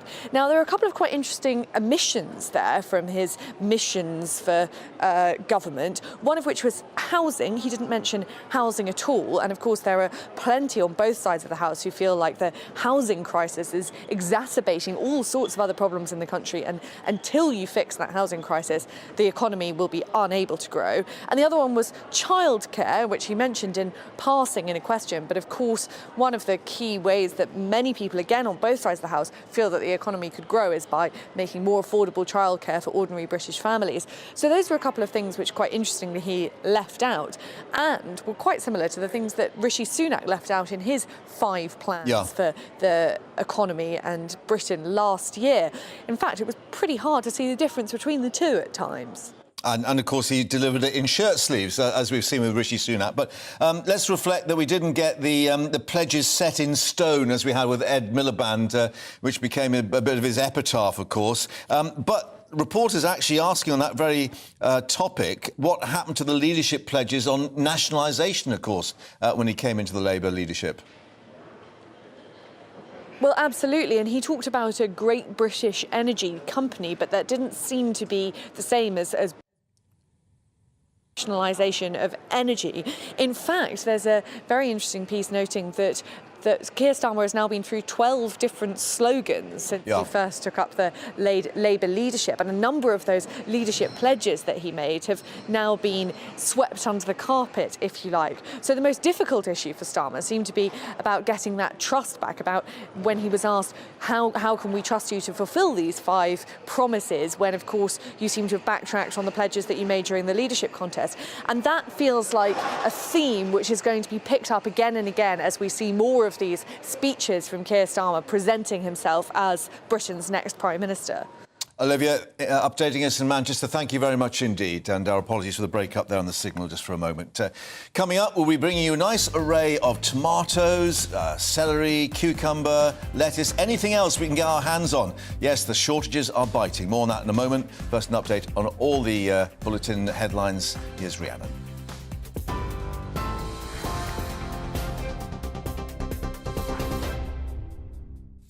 Mark, thank you. It's 1:33. Your top stories from the GB newsroom. 3 men have been arrested on suspicion of attempted murder following the shooting of Detective Chief Inspector John Caldwell in Omagh. He was targeted by 2 masked gunmen while he was with his young son at a sports centre last night. He's in a critical but stable condition in hospital.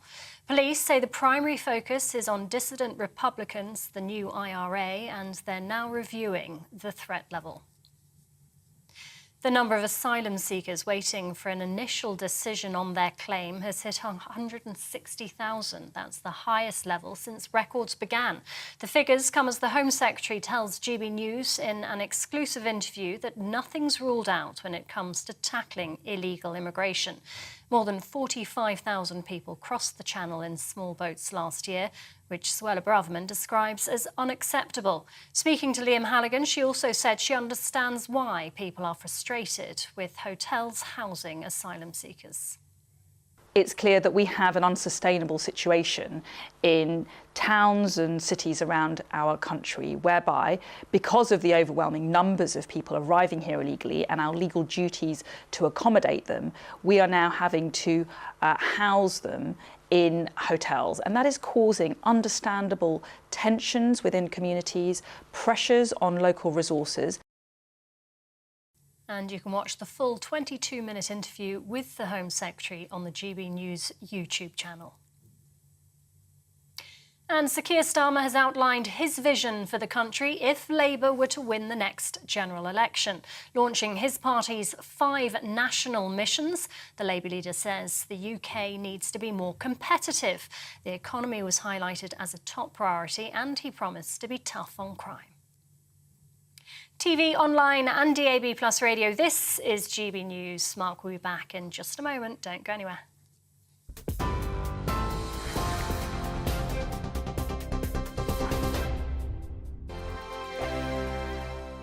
It's all about family, being in people's living rooms, all the interaction and getting to know who our viewers and listeners are. When I was young, my dad used to say, Nana, stop arguing. I wanted an outlet that would enable me to give my opinion.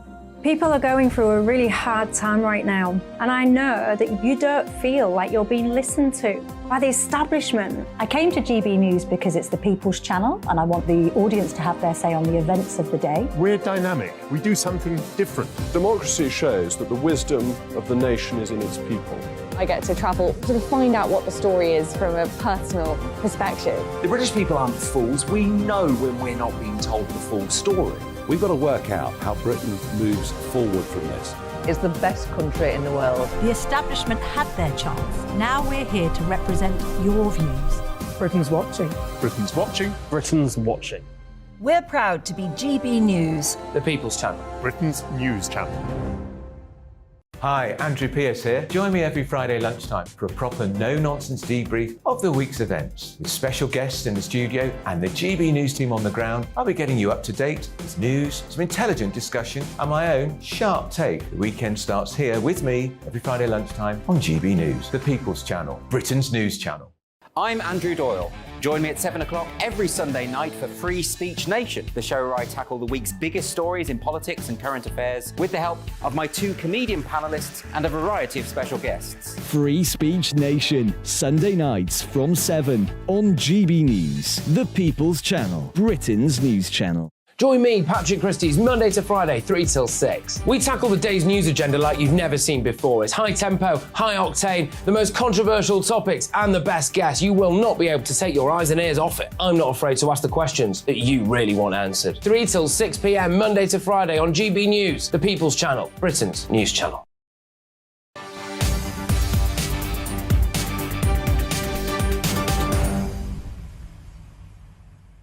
And welcome back to GB News Live with the Queen Consort and the King to host a reception at Clarence House for authors, members of the literary community and representatives of charities, all to celebrate the second anniversary of the Reading Room. Her Majesty will address guests on her hopes for the future of that project. Let's get more from Clarence House with our royal reporter, Cameron Walker. And Cameron, perhaps people will be relieved to see and hear the Queen Consort because clearly she's had to step down from quite a number of engagements after getting this COVID infection.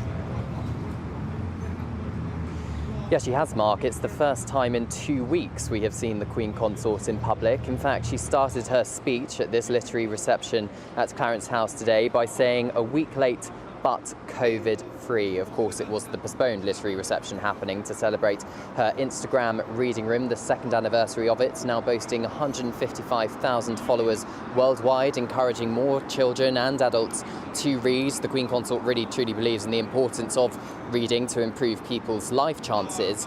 But yesterday there was a slight raise of eyebrows when she pulled out last minute of a separate engagement with the King in East London. Buckingham Palace a spokesperson did say that she had made an excellent recovery from COVID, but nonetheless it was a bit of a surprise that she had pulled out of yet another engagement, having been led to believe, all of us, that she had recovered from coronavirus. But nonetheless, she was here in public today speaking to authors and those in the publishing industry at Clarence House alongside the King. But I think what's going to be the most memorable from the Queen Consort's speech today is this line, and I'm just going to read it to you. She said, bearing in mind she's speaking to authors here, she said, "Please remain true to your calling, unimpeded by those who may wish to curb the freedom of expression or impose limits on your imagination." Now, I think this is significant because it was earlier this week that the British publishers of Roald Dahl's children's books, so the author behind Matilda, the BFG, those famous classics, the British publishers changed some of Roald Dahl's texts, including character appearances and weight, to be more, in their words, be more kind of encompassing into the modern world. Now, the Queen Consort didn't directly address the Roald Dahl story. Of course she couldn't. She has to remain pretty impartial as the Queen Consort and husband to the monarch of this country. But I think it was a very clear sign today that the Queen Consort is very in favour of freedom of expression and perhaps isn't too happy with cancel culture. Indeed, and of course we reflect that Alice in Wonderland, Lewis Carroll's got a queen that indulges in capital punishment off with their heads. However, we shall move on to reflect. She is an avid reader herself, we understand. I think Peter James, certainly the Brighton police crime writer, is a favourite of hers.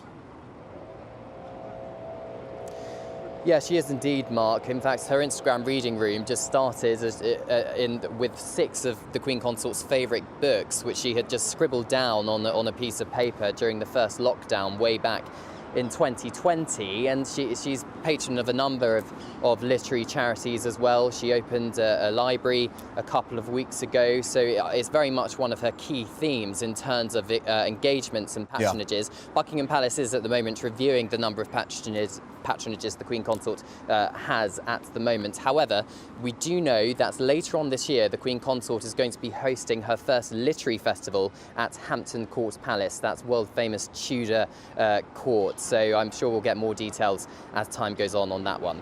A real page-turner, as it were. Cameron, for the moment, at Clarence House, thanks very much indeed for updating us.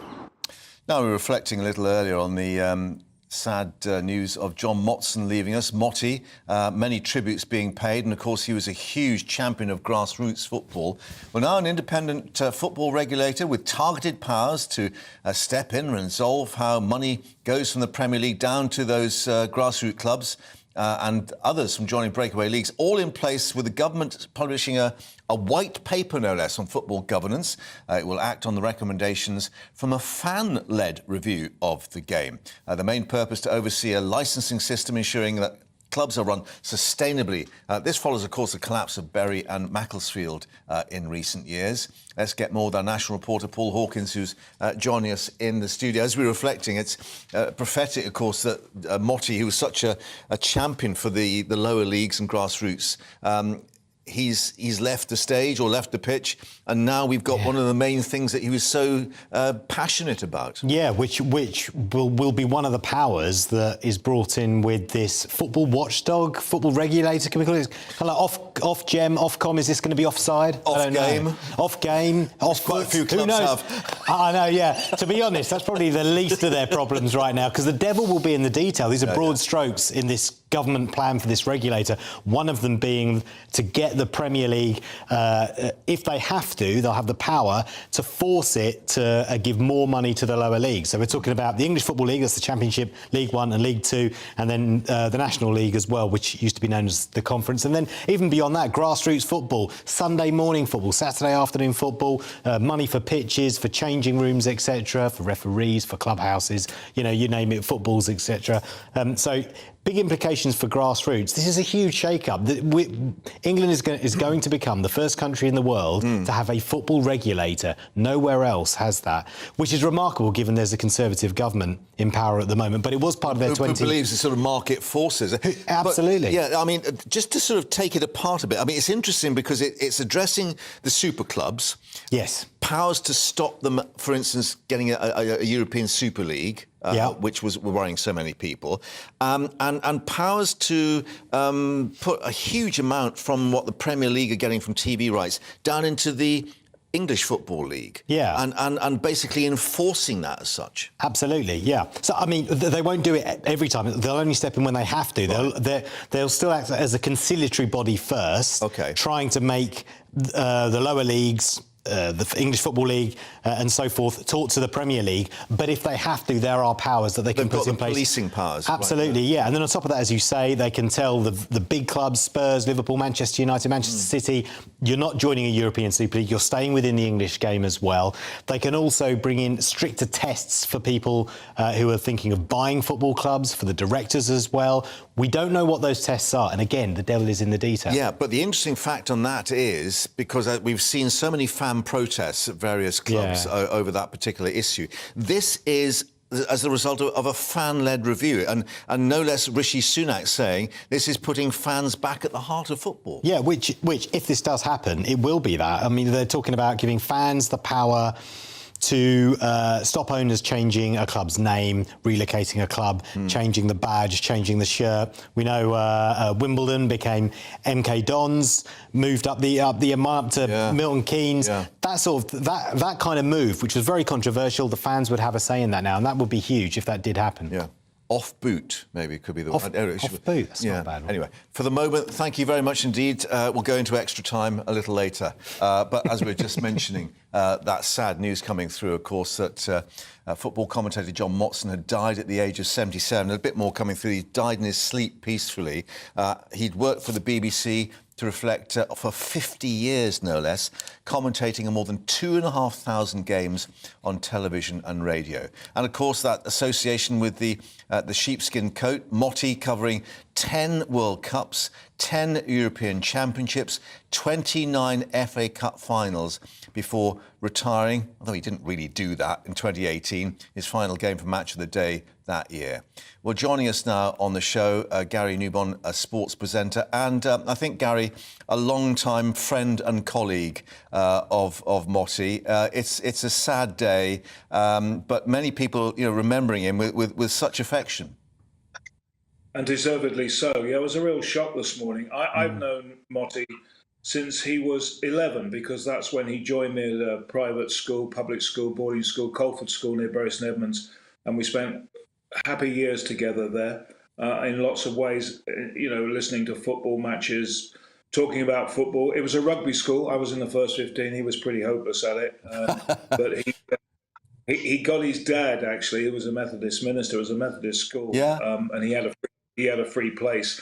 He got him to write to the headmaster complaining they didn't play football. We did have illicit games of football because it was 400 acres and we could find a place to play. And he was always football mad from the day I knew him. And what a great commentator he was, an icon, really. I suppose when you look at it, BBC had Kenneth Wolstenholme, they had people like David Coleman and Barry Davis and of course, John.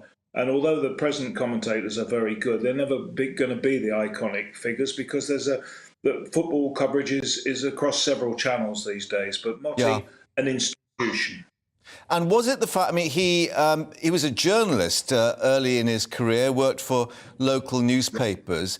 Did that actually really come into play, if you pardon the pun, because he always had the right word for the right moment? It was that journalistic expertise and skill that he had when he was commentating.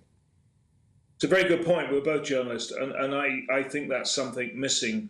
It's just a personal view in the current situation, because journalism, as you know, you're a journalist, trains your mind and helps. Well, sometimes, yeah. Okay. Well, giving you the benefit of the doubt, Mark. You know, Motty definitely, he was on the Barnet Press, I think. Then he went to the Sheffield Telegraph, then to the radio. So it definitely helped, I'm sure of that. Now, we said he retired, but he didn't really do that, did he? He kept appearing with Radio 5 Live to join the sort of phone-in shows. He had this love of the game, which extended not just to the glory matches, but right down to grassroots, where we've just been discussing the changes being instituted with that white paper today. I'm not sure what Motty would have made of those. I certainly have mixed feelings about it. But I think that Motty loved Barnet and he loved going there, and he definitely loved football at all levels. But obviously, most of his coverage was with the big time, and that's what he'll be remembered for. But he loved football 24/7. When you say he didn't retire, he did retire, actually. He had a short spell at TalkSport. And then I had a chat with him and he said, I've had enough now, I'm packing it in. And during COVID, he got quite depressed, really, being sort of unable to move around. Motty was a great social animal and loved his friends and loved moving around a lot. But he definitely retired. I sort of spoke to him about 2 months ago for about 15 seconds. And that's, having spoken to him regularly, that's the last time I actually spoke to him. Oh, that's very sad. But I mean, as we say, so many people remembering him with such fondness, and you know, Dickie Davis has gone as well. There was a warmth about this generation, I think, and perhaps you're included in that maybe some people feel is missing nowadays. Well, there's different agendas these days. Agendas I understand, by the way, you know, diversity and more ladies involved in sports coverage. I understand all that. But I think what we're living in is a woke age now. And I think some of the humour and some of the attitudes we have, you'd be cancelled now. And I think, you know, we had great years in television when ITV was very affluent. There wasn't any competition. The BBC had a lot of the sports rights. And there were different days. And, you know, I'm still working flat out. And Motty had decided he'd had enough, and that was his choice. But the game's definitely changed. But, you know, we're in the world of progression. GBNews has arrived. I mean, who would have thought a few years ago there'd be anything other than BBC and ITN? And life moves on, and you have to accept it. And I think Motty had enough of all the changes. He was ready for a good rest. Unfortunately, he died suddenly this morning, and it's a real tragedy because he loved his horse racing. And one interesting thing about Motty and horse racing, he liked to own horses, but he was offered a quarter share in Earth Summit, and he turned that one down, and it went on to win that year's Grand National. So that was the one thing he dipped out. Just as well he stuck to the football. Gary, thank you for your time. Thank you for your reflections. And I think we'll speak to you again maybe about the white paper, because it maybe you've got one or two thoughts about that. We'll be back in touch with you. But for the moment, thanks very much indeed. And remembering his pal, John Motson. Now, let's reflect on the shortages of fruit and veg starting to impact supermarket shelves across the UK, because we've got Aldi, Tesco, Asda, Morrison's now all putting limits on the various fruit and veg sales. The government saying the bad weather in Europe and Africa causing the shortages, but an increase in electricity and gas prices having an impact, of course, on greenhouses and the growers here in the UK and the Netherlands too. The Environment Secretary Theresa Coffey said it's a temporary issue and should be resolved within 4 weeks. Well, joining us now is our national reporter, Theo Chicombo, who I think is near Canterbury, Theo, at a local farm shop stocking local produce. How much have they actually got in stock? Good afternoon, Mark. Fortunately, they do have some here. Skirts of Canterbury in Longhurst, and at this farm shop they've got fruit, veg and more to those who come here in the local area. And as we've heard in the last few days, there is a shortage in some supermarkets, of course caused by the weather disruption in parts of Africa, and of course power as well in Europe, in mainland Europe and here in England. And I'm kindly joined by Tim, who works at this farm shop. Tim, thank you so much for your time. And as you've heard over the last few days, people have been rationed, only allowed to take certain number of fruits and vegetables in shops. Has that made people come here, for example? Yeah, we have had a few new faces coming in looking for the tomatoes and cucumbers, all the bits that have been rationed at supermarkets, but it's not been a major driver of people, I wouldn't say, to us, no. And in terms of tomatoes particularly, is this particularly the time of the year people grow them, or is it later in the year? Well, in the UK, most tomatoes are sort of grown, the ones that are grown outside are midsummer, but we get ours from a place in Thanet that has big glass houses, so they can grow them most of the year round. So we're quite lucky that we can still get them from them at the moment. And I suppose, for example, for what you grow here on this farm, let's say there was a problem, but you can actually grow them yourselves here. Just tell us about what you grow here and, of course, what you have as well. Yeah, so we do a lot of soft fruits. We do pick your own, so we tend to focus on sort of raspberries, blackberries, some top fruits like plums. So yeah, we're quite lucky that in the summer we can either get those locally or use our own, depending on the availability. And yeah, we've got a wider range of things as well. We've got a butchery, bread. We do it all the local stuff really. Try and get everything as locally as we can and fit as much in the little shops as we can. Yeah. And of course, in the supermarkets, people are being limited to what they can take. Is that something you're having here, or people can take as much as they can? Well, yeah, at the moment you can still take as much as you can. We've not been forced to those drastic measures yet, so yeah, hopefully we can keep a good supply and keep it ticking over nicely. Tim, thank you so much for your time. Well, as you heard there, no limits here just yet, but as we know, these problems are likely to occur over the next few weeks, and as we've heard from the government minister, that it's something that's going to be resolved once things start to improve, particularly in the supply chain for supermarkets here across the UK. Theo, you're in the right place. We'll let you go and fill your shopping bag and bring us a few extra tomatoes back. Who knows? Thank you very much for updating us there down at Thanet near Canterbury. More, of course, on those shortages coming up. Also coming up, the latest from Omagh. After that shooting, the investigation continues. 3 people being arrested. We'll be speaking to the former police ombudsman for Northern Ireland about worries for what's happened there. Before that, we'll take a look at the weather for you. Hello again and welcome to your GB News forecast with me, Luke Mile. We've got some bright weather across some parts of the country today. Still quite grey and damp across southern areas and some wetter and windier weather across the north of Scotland overnight. We've got high pressure to the west of the UK. A ridge extends its way through central parts, bringing the brightest of the weather. But as you can see, a frontal system just clearing the southwest and another system pushing in across Scotland through the day. So here it will turn wetter and windier for a time. Best of the sunshine today will be northern England, southern Scotland into Wales and the Midlands, but still quite grey, quite misty and damp across some southern areas. Still some bits and pieces of light rain and drizzle across the southwest into the afternoon, but temperature's not too bad on the face of it. Probably feeling quite cool under the cloud, but not too bad where we've got the sunshine. Through this evening though, that rain and stronger winds become more dominant across Scotland. Some gales for the far northeast, but most of the rain tends to fizzle out after midnight. Just some bits and pieces drifting southwards. With the clearer skies across southern England, though, a touch of frost forming here, so you will need your scraper across South Wales and southern England first thing on Friday morning. So a chilly start to the day here, some sunshine around first thing, but as I say, that cloud is drifting southwards, so the sky is turning milkier, turning greyer, and I think for some places, as this cold front drifts southwards, we will see a few bits and pieces of rain, 1 or 2 heavy bursts likely. Further north, though, where we see behind the cold front, we'll see some clearer skies, 1 or 2 showers for eastern coast, quite a keen northerly breeze, so feeling quite chilly here. But again, temperatures not too bad for this stage in February. As we go into Friday night then, we continue to see one or two bits and pieces of rain just clearing the southwest. Showers for the east, clear spells for much of the country will allow a few mist or fog patches and some frost to form. And high pressure dominates for the next few days, some sunny spells and turning a little bit cooler. Goodbye. Hi, Andrew Pierce here. Join me every Friday lunchtime for a proper no-nonsense debrief of the week's events. With special guests in the studio and the GB News team on the ground, I'll be getting you up to date with news, some intelligent discussion and my own sharp take. The weekend starts here with me every Friday lunchtime on GB News, the People's Channel, Britain's news channel.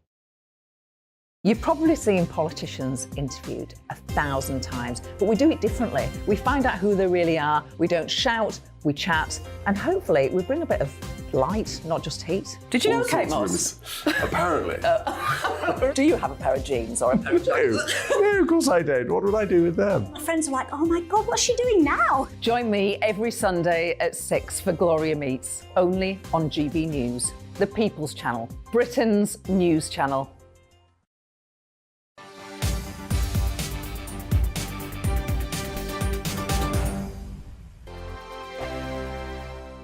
We are GB News, the People's Channel. And right across the United Kingdom. You can find us on Sky Channel 512. Virgin Media Channel 604. Freesat Channel 216. Freeview Channel 236. And YouView Channel 236. You can also take us with you on DAB Plus Radio. With the GB News app and at the website gbnews.uk. We're absolutely everywhere. Come join us on GB News, the People's Channel, Britain's news channel.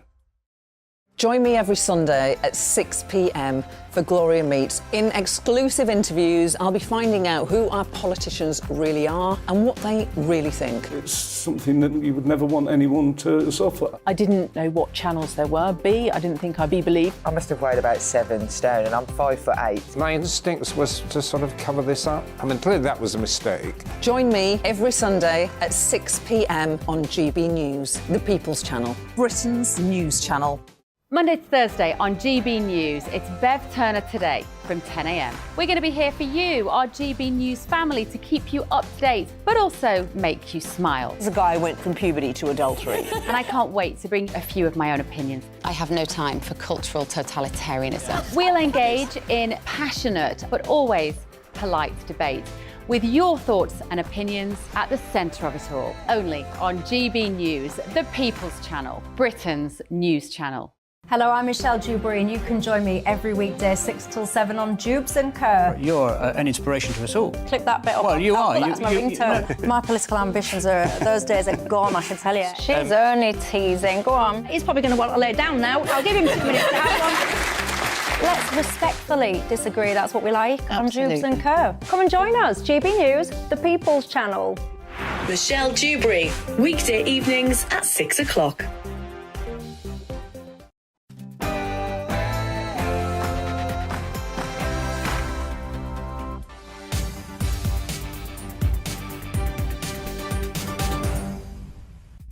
It's 2 o'clock. You're with GB News Live. I'm Mark Longhurst, and coming up for you this Thursday afternoon. 3 men arrested in Northern Ireland after a senior off-duty policeman is shot in Omagh in front of his son and other youngsters playing football. He's critical but in a stable condition. The latest outrage to hit the town, the scene of the real IRA bombing back in 1998 that killed 29. We're speaking to a former police ombudsman for Northern Ireland and ask her, is this signs of a growing problem? Pressure increasing on Rishi Sunak from senior Conservatives over his unannounced, as yet, Brexit deal designed to ensure smoother trade between Northern Ireland, the rest of the UK and the EU. Will there be a showdown with his own party? And what has he negotiated with the EU as the Northern Ireland Secretary is in Brussels this afternoon? And the tributes being paid to the voice of football and the king of the sheepskin coat, John Motson, dying at the age of 77. His match record, including 29 FA Cup finals, 10 World Cups and 10 European Championships. After the death of Dickie Davis, the game loses another of its great broadcasting champions. And as ever, we want to hear what you think and perhaps your tributes to Motti as well. Get in touch, gbviews@gbnews.uk. But time now for the latest headlines with Rhiannon.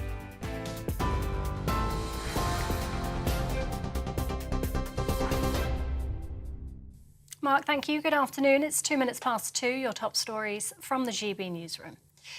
3 men have been arrested on suspicion of attempted murder following the shooting of a high-ranking officer in Omagh. Detective Chief Inspector John Caldwell was targeted by 2 masked gunmen while with his son at a sports centre last night. He's in a critical but stable condition in hospital. Police say dissident group the New IRA is the primary focus and that they're now reviewing the threat level. Chief Constable Simon Byrne told reporters a respected colleague is fighting for his life. Clearly, as an organisation, we are utterly shocked and angered by last night's brazen and calculated attack. John is a father, husband and colleague, and a valued and active member of his local community. John's colleagues are understandably extremely distressed by last night's shooting. However, they remain resolute and committed to bringing those responsible for this heinous crime to justice. Secretary of State for Northern Ireland Chris Heaton-Harris has condemned the attack. It was a cowardly and callous attack that happened last night. A very senior and well-known local police officer is now in a critical condition in hospital now. Thoughts are with him and his family. And everybody in the policing community and actually the community of Omagh is completely shocked by this because society has moved on in Northern Ireland. There is no place for violence like this. The number of asylum seekers waiting for an initial decision on their claim has hit 160,000. That's the highest level since records began. The figures come as the Home Secretary tells GB News in an exclusive interview that nothing's ruled out when it comes to tackling illegal immigration. More than 45,000 people crossed the Channel in small boats last year, which Suella Braverman describes as unacceptable. Speaking to our Liam Halligan, she also said she understands why people are frustrated with hotels housing asylum seekers.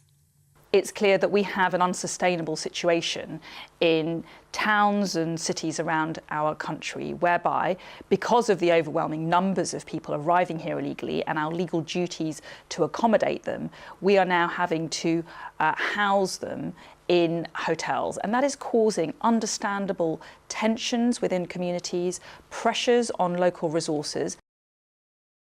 And you can watch the full 22-minute interview with the Home Secretary on the GB News YouTube channel.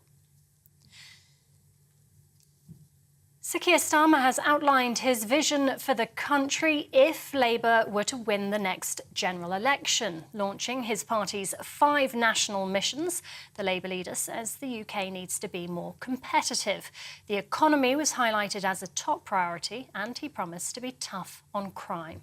Sir Keir says sticking plaster politics is holding everyone back. The pattern is always the same.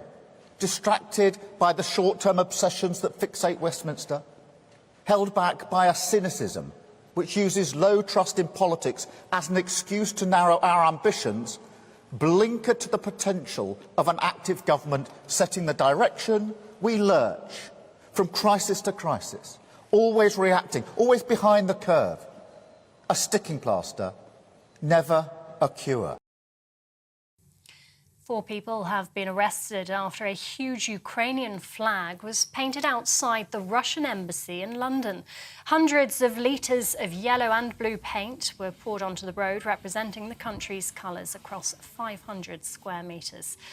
Protest group led by donkeys has claimed responsibility, saying the massive flag marks the first anniversary of Russia's invasion of Ukraine. And tributes have been pouring in for football commentator John Motson, who's died aged 77. Gary Lineker describing him as England's voice of football for generations. Affectionately known as Motty, he became synonymous with the beautiful game during his distinguished 50-year career with the BBC. He covered 10 World Cups, 10 European Championships and 29 FA Cup finals before retiring from the organisation in 2018. And he'll be very much missed. This is GB News. We're bringing more as it happens now, though. Let me hand you back to Mark.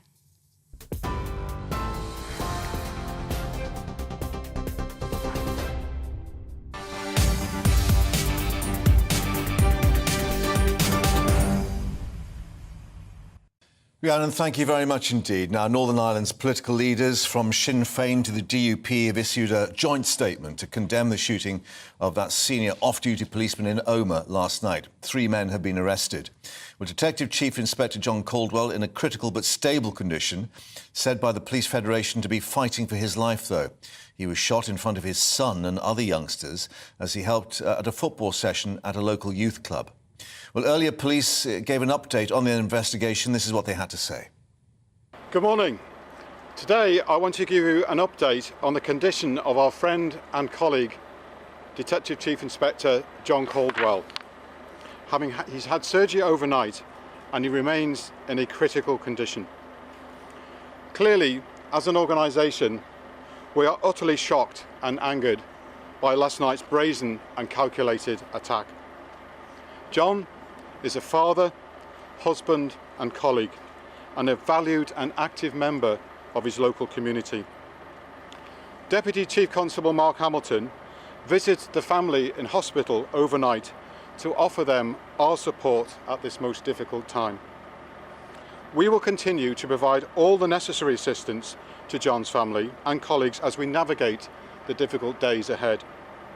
John has been a valued police officer for 26 years, committed to public service as a senior investigating officer, supporting victims and their families in bringing offenders to justice. John is held in the highest esteem within our organisation. He is a credit to his family and to the police service. And of course, our thoughts are with John and his family as he fights for his life in hospital today. I would like to take this opportunity to thank the members of the public and the emergency services who worked so hard last night to save John's life. John's colleagues are understandably extremely distressed by last night's shooting. However, they remain resolute and committed to bringing those responsible for this heinous crime to justice. I also welcome the cross-party political condemnation of last night's attack. However, it is tragic and sad that there are still some who wish to drag us back to the past. I've also received numerous messages of support from colleagues, partners and politicians, as well as the public, who are all united in their support for policing. I and my colleagues are grateful for their strength of the condemnation of this awful attack. So before ACC McEwen and myself take questions, I would also like to confirm that in this fast-paced investigation, this morning we have arrested 3 men, aged 38, 45 and 47, in Omagh and Coal Island in connection with John's attempted murder. They are currently being questioned by detectives at Musgrave Serious Crimes Suite.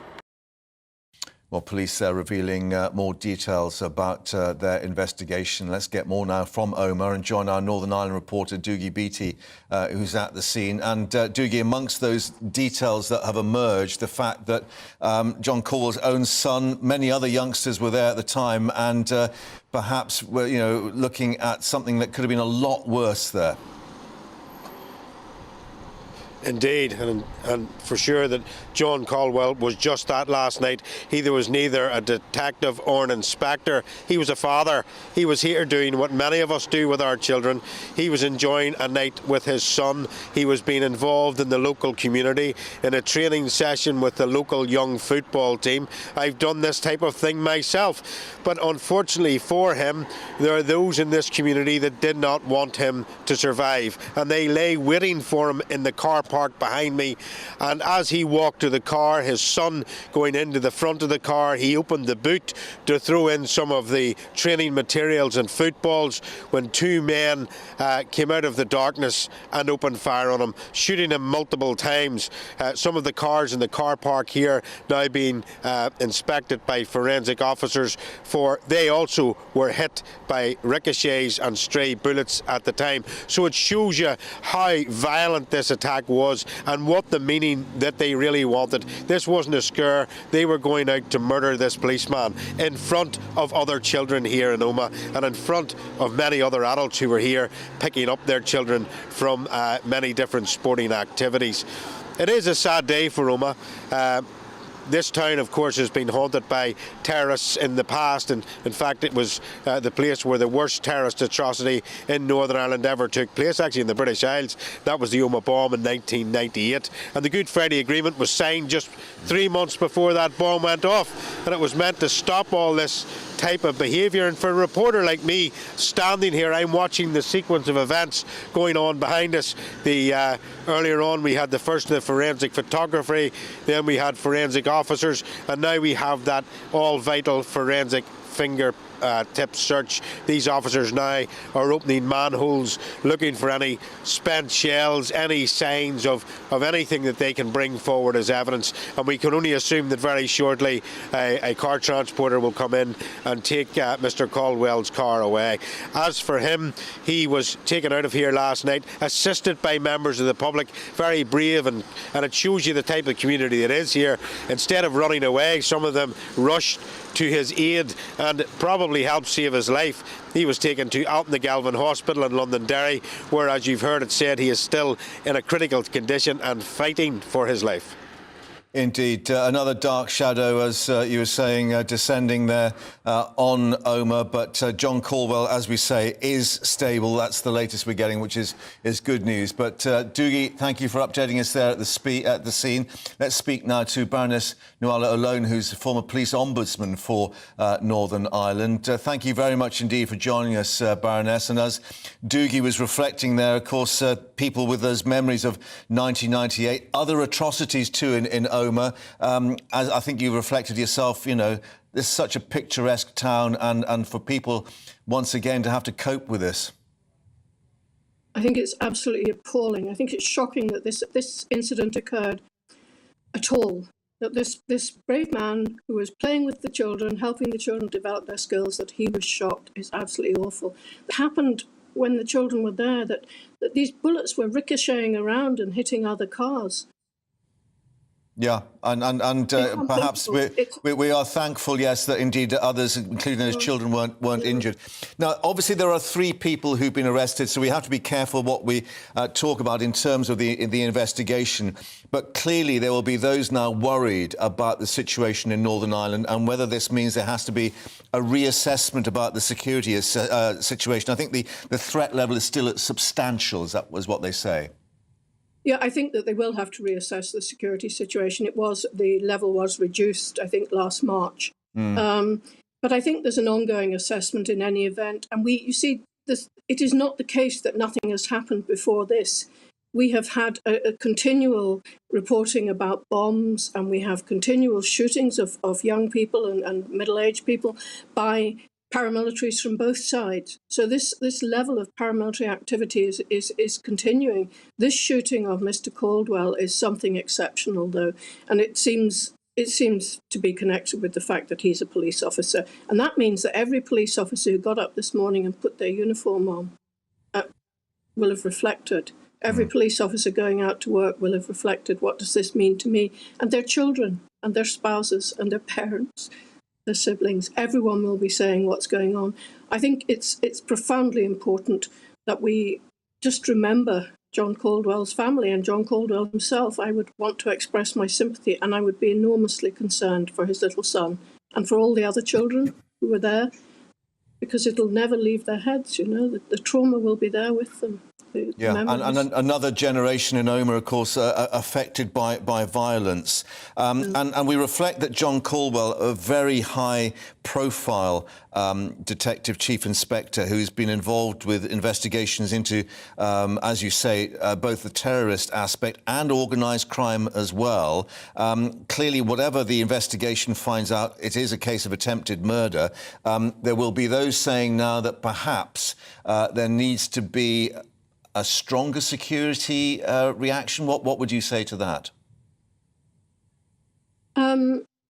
I think that you need to assess, you know, how the security prevention side, the prevention of atrocity sides is functioning at the moment. I have no doubt that the Chief Constable and his officers and the security services indeed are currently engaged in that to see what was known, you know, what is known about the activities of these paramilitaries. I know the suspicion is falling on dissident paramilitaries.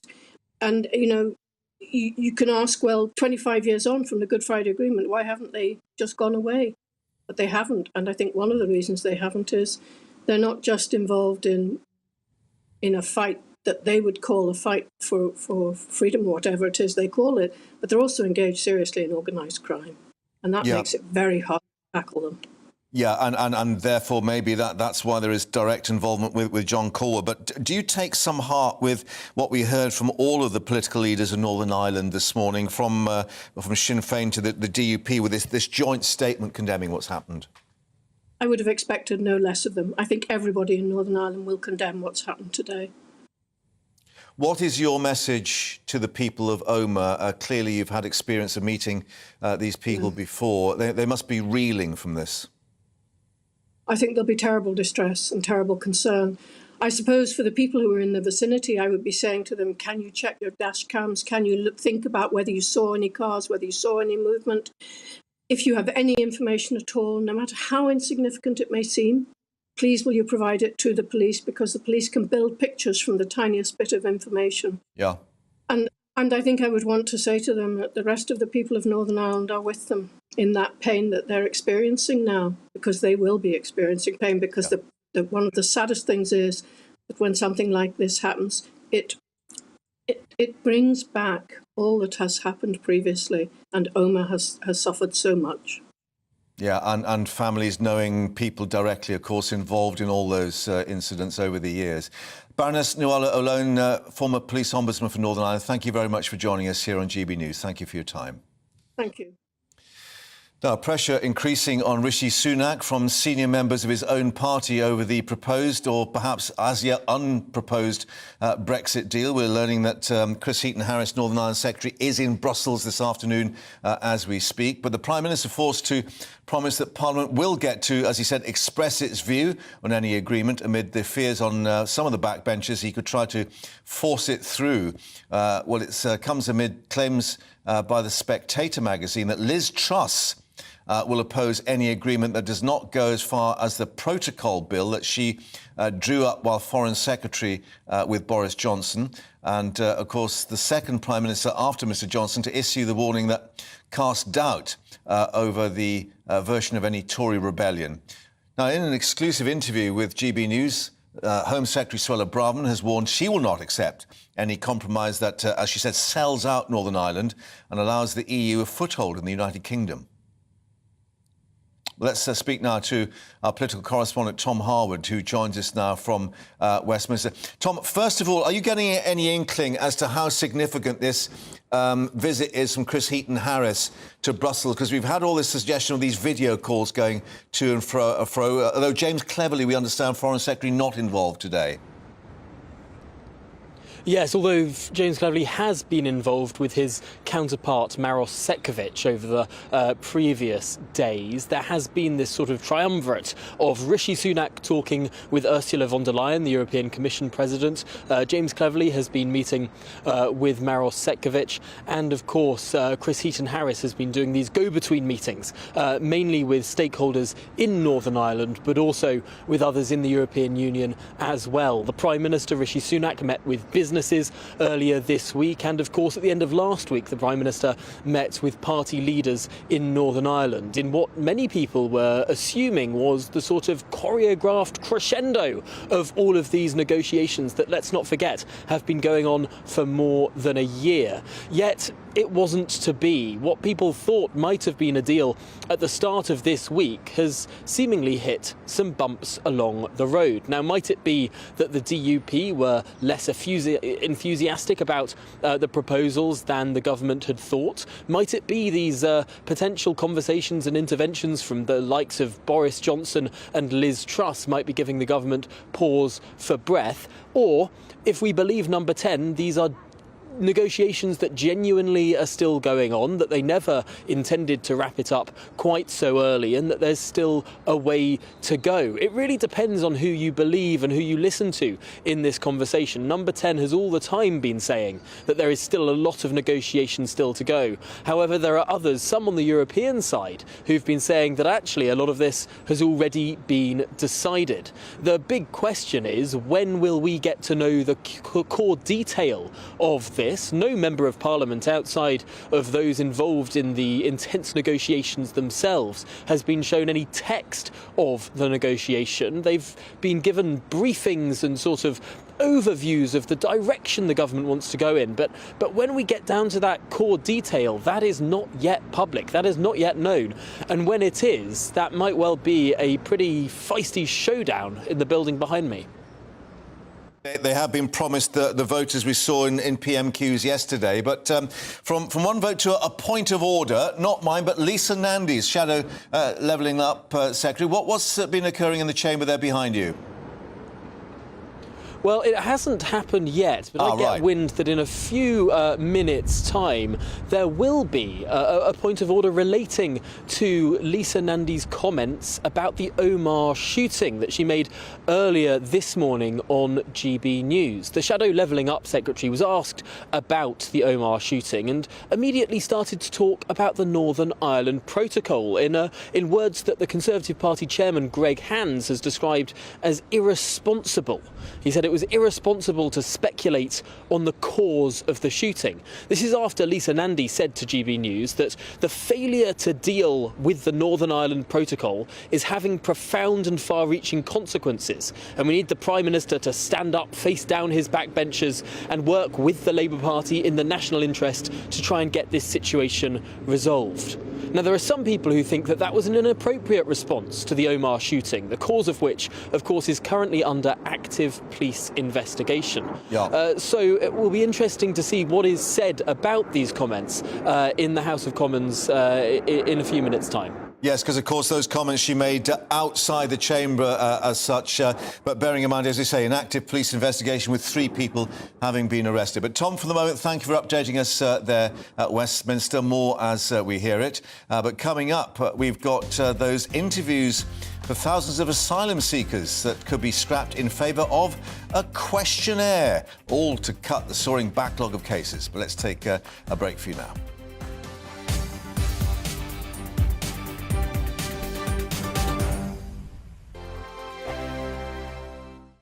First and foremost, I am a GB News fan, and I was before I was working here. Just love the fact that we're asking the questions that a lot of establishment media won't ask. With a bit of a twist, we not only want to inform you, but we want to keep you entertained. It's worth the drive because you get in and the team's all ready and waiting, they're itching to go, and it's a proper little family. GB News is the People's Channel. It's the audience that makes the programme sing. We're giving our viewers and our listeners a voice. I see the thousands of your letters, tweets, emails, you name it, coming in. Britain is broken. How on earth did we get into this mess? But more importantly, how do we get out of it? The establishment had their chance. Now we're here to represent you. It's time for something different. It's time for GB News. I'm very patriotic. I believe in Britain. Our best days lie ahead. Britain's watching. Britain's watching. Join us here on GB News. The People's Channel. Britain's news channel. We are GB News, right across the nation. You can get us on television, on radio, on digital. We're absolutely everywhere. Amazing! You see, amazing! You remind me of me in the European Parliament. But here's the most important bit. We are not part of the mainstream establishment. We think and speak just like you do. We are the People's Channel. Magnificent. That's really, really thoughtful. Come and join us on GB News, the People's News Channel. Monday to Thursday, 9 p.m. till 11 p.m. Join me, Dan Wootton. I'll bring you the sharpest takes and hottest debates. Do you not believe in prisons? I don't believe in prisons. I'm completely stunned. I guarantee you there'll be no spin, no bias, no censorship. I actually was personally quite offended by it. And no reason to go to bed. So I guess they've always been quite woke. That's Dan Wootton tonight on TV, radio and online. Monday to Thursday from 9 p.m. till 11 p.m. on GB News. The People's Channel, Britain's news channel.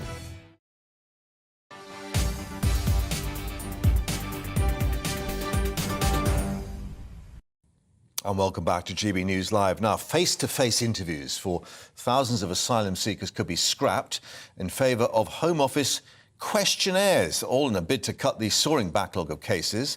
It's thought that around 12,000 people from Afghanistan, Syria, Eritrea, Libya and Yemen who've applied for asylum in the UK and are still awaiting their decision, will be eligible under this new Home Office policy. It aims to speed up the process for those nations who have a high, about 95% rate of being granted. It's thought there are currently, though, many outstanding asylum cases. Let's get more with east of England reporter Ray Addison joins us down in Dover. In fact, I think the latest figures, Ray, that we've got out this morning, 160,000 outstanding asylum claims, indicating why the Home Office is trying to do something.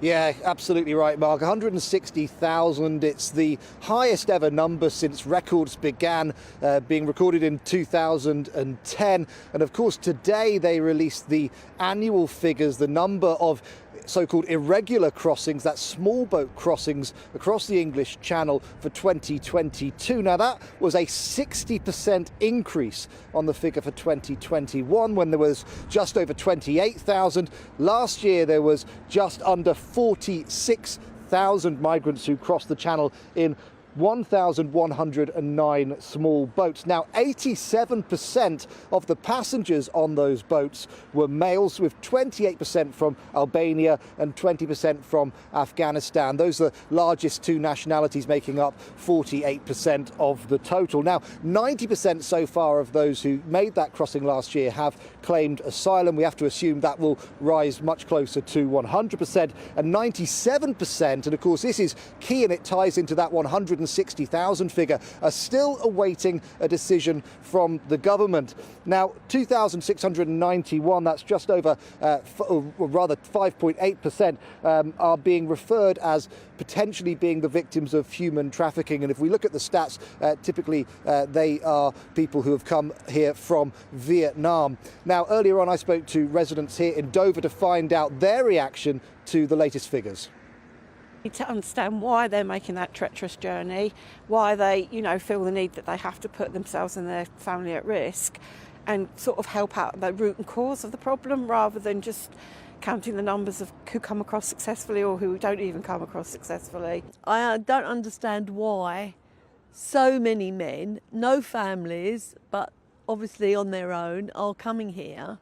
They're not fleeing war, a lot of them. And they're just economic migrants, actually. I just think it shows the conditions they must be living in, how difficult it is to get proper asylum over in the country. There's, 2 countries on our asylum list that we allow over. So I just think it shows, the danger of crossing and the conditions and what they're paying to cross just shows the desperation of them and how difficult it must be where they are. And I think we need to set up a better immigration system that's more allowing. So as you can hear there, Mark, a really clear message from many of the people that I've spoken to. They feel that there are not enough legal and safe options for people to claim asylum here in the UK. They feel, many of them, that therefore people are being forced to use unsafe options like coming over here on small boats. Of course, Rishi Sunak has pledged, he said back in December, that he will reduce the asylum backlog by 92,000 cases by the end of this year. It remains to be seen if that will be successful or not. Very much indeed for updating us down there in Dover. But let's return now to the studio and get the views of international human rights lawyer David Hay, who's joining us. David, thank you for coming in. I'm just looking actually at the figure. I think it's 166,000 is the specific figure. Huge backlog. And clearly the Home Office feels it has to do something. But in terms of what they're talking about for specific countries, a 10-page, 40-question questionnaire. Is it really going to be able to get these people through in a timely and right manner? I think the quick answer to that is no, but I think the first thing to look at is the fact that this is clear evidence, if ever we needed it, of the complete failure of the Conservative governments and particularly Priti Patel's asylum policies. This is 160,000 people in backlog, the highest it's ever been since the records began. So clearly the Conservative government isn't able to do that previously. Now, the current system, what they're effectively suggesting, and we need an asylum system that's fair, effective and efficient, that actually gives asylum to the genuine people, people, but also ensures that we root out the Exactly. So it has to be robust as well. I mean, we should reflect that Mark White, who's been reporting for us at Dover on particularly the boats coming across, it does appear that for many of the Albanian asylum seekers, I think 14,223 applications from Albanians, 83% of them adult males. And perhaps evidence Mark's been finding that they've been schooled to claim asylum. That's the way that they get in other words. Absolutely, absolutely. And is it, obviously, if you're going to have a face-to-face interview with someone who is experienced in weeding out the fake asylum claims, is that more difficult or easier if you've got someone filling in a form in a language that most of them will not speak English, so they're going to rely on third parties? It's going to, I think, from an immigration perspective, what you're looking at is effectively that Rishi Sunak is seeking to meet the commitments that he's met in terms of politics. But filling in a form, it should be more difficult to get asylum in the UK and to live here than it is to get a job as a pizza delivery. And that's the situation we've got. You are going to get more and more fake asylum seekers. So where are you on this claim from the critics to say this is effectively some kind of amnesty for them? I agree with them. I agree with them. It's an amnesty. It's to clear the decks, as it were. I don't think it'll be effective, and it's not going to protect the genuine asylum seekers, which is what we need to protect. But it's going to encourage. It's almost a marketing campaign for the people smugglers. Right. And in terms of the systemic failure, which obviously most people acknowledge there is it the case that it's the system itself, or that they're not manning it? They haven't got enough personnel, for instance, Border Force and so. I think it's the system, and there's not enough people. They need to completely revise the system, because it's not just the backlog. If you look at the current figures, I think there was a Freedom of Information request done by a newspaper last year that showed that more than 13,000 people have been waiting more than 10 years. So it's not just the backlog, it's the backlog and the backlog. Yeah. The whole system is broken and needs replacing, and this is a short-term fix that will not work and will put Brits at risk. Right. David, thank you very much indeed for coming in and giving us your view. More, of course, reaction coming in as we receive it, but let's also reflect that we've got more coming in terms of the tributes being paid to Motti. John Motson, the king of football commentating, and a sheepskin coat, of course, dying at the age of 77. Sad news, but much loved by many people. Update now on the headlines. Here's Rihanna.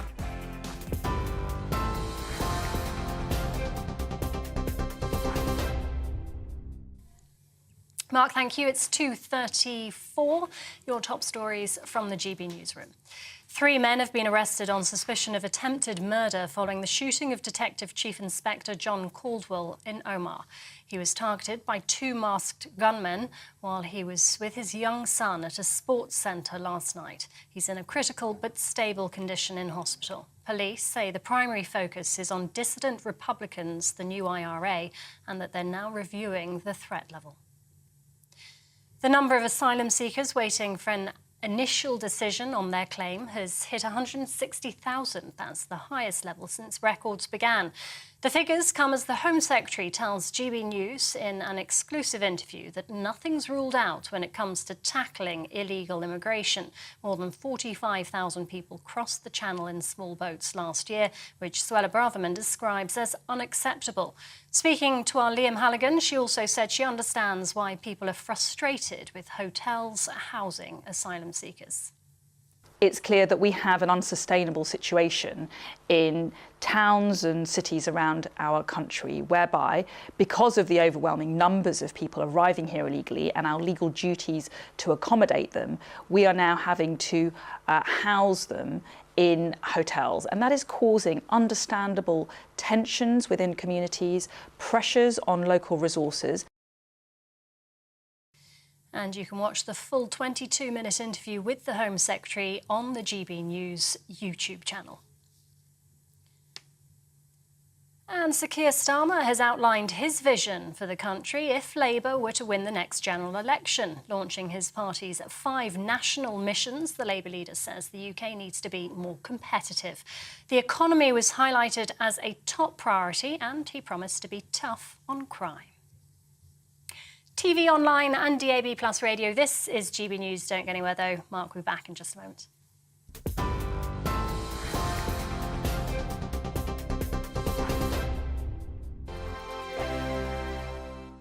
Here on GB News Live, we'll be keeping you in the picture, finding out what's happening across the country and finding out why it matters to you. We'll have the facts fast with our team of reporters and specialist correspondents. Wherever it's happening, we'll be there from 12 noon on TV, radio and online. GB News, the People's Channel, Britain's news channel.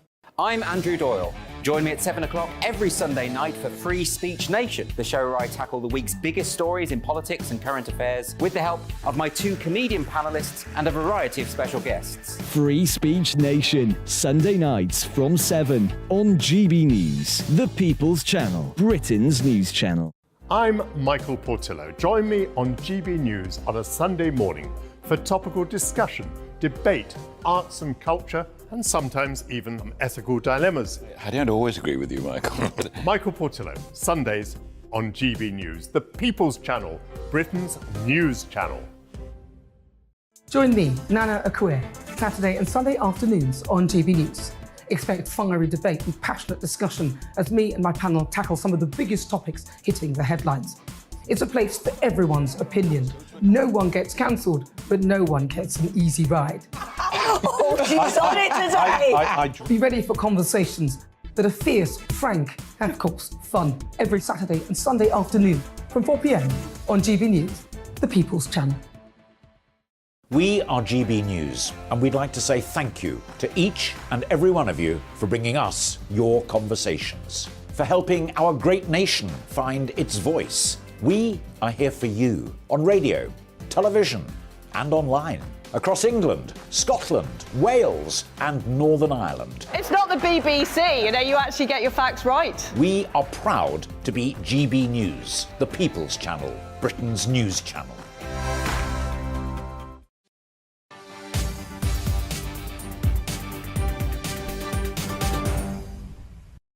Welcome back to GB News Live. Now, tomorrow, would you believe, marks a year since the Russian invasion of Ukraine, or as Russia calls it, that special military operation, where it's displaced 8 million Ukrainians, many fleeing to Europe. Currently, 152,000 refugees living with sponsors in the UK under the Homes for Ukraine scheme. Ellie Costello went to find out more for us. Natalie Horbenko is a Ukrainian designer and logistics manager. She's been running her business from the UK since May 2022. I think that being here in London, I could present more in a good way our Ukrainian products. And my embroidered clothes is just a small piece of the whole chain to present a Ukrainian product here. Natalie is most impressed with President Zelensky, somebody she never expected to be a war leader. We're proud about him. Thank you. We're proud about him and we're grateful for him. He completely transformed his personality and he's very brave because you need to be brave. Once here in London, Natalie became friends with fellow designer Elena, who fled Kharkiv the day that war broke out.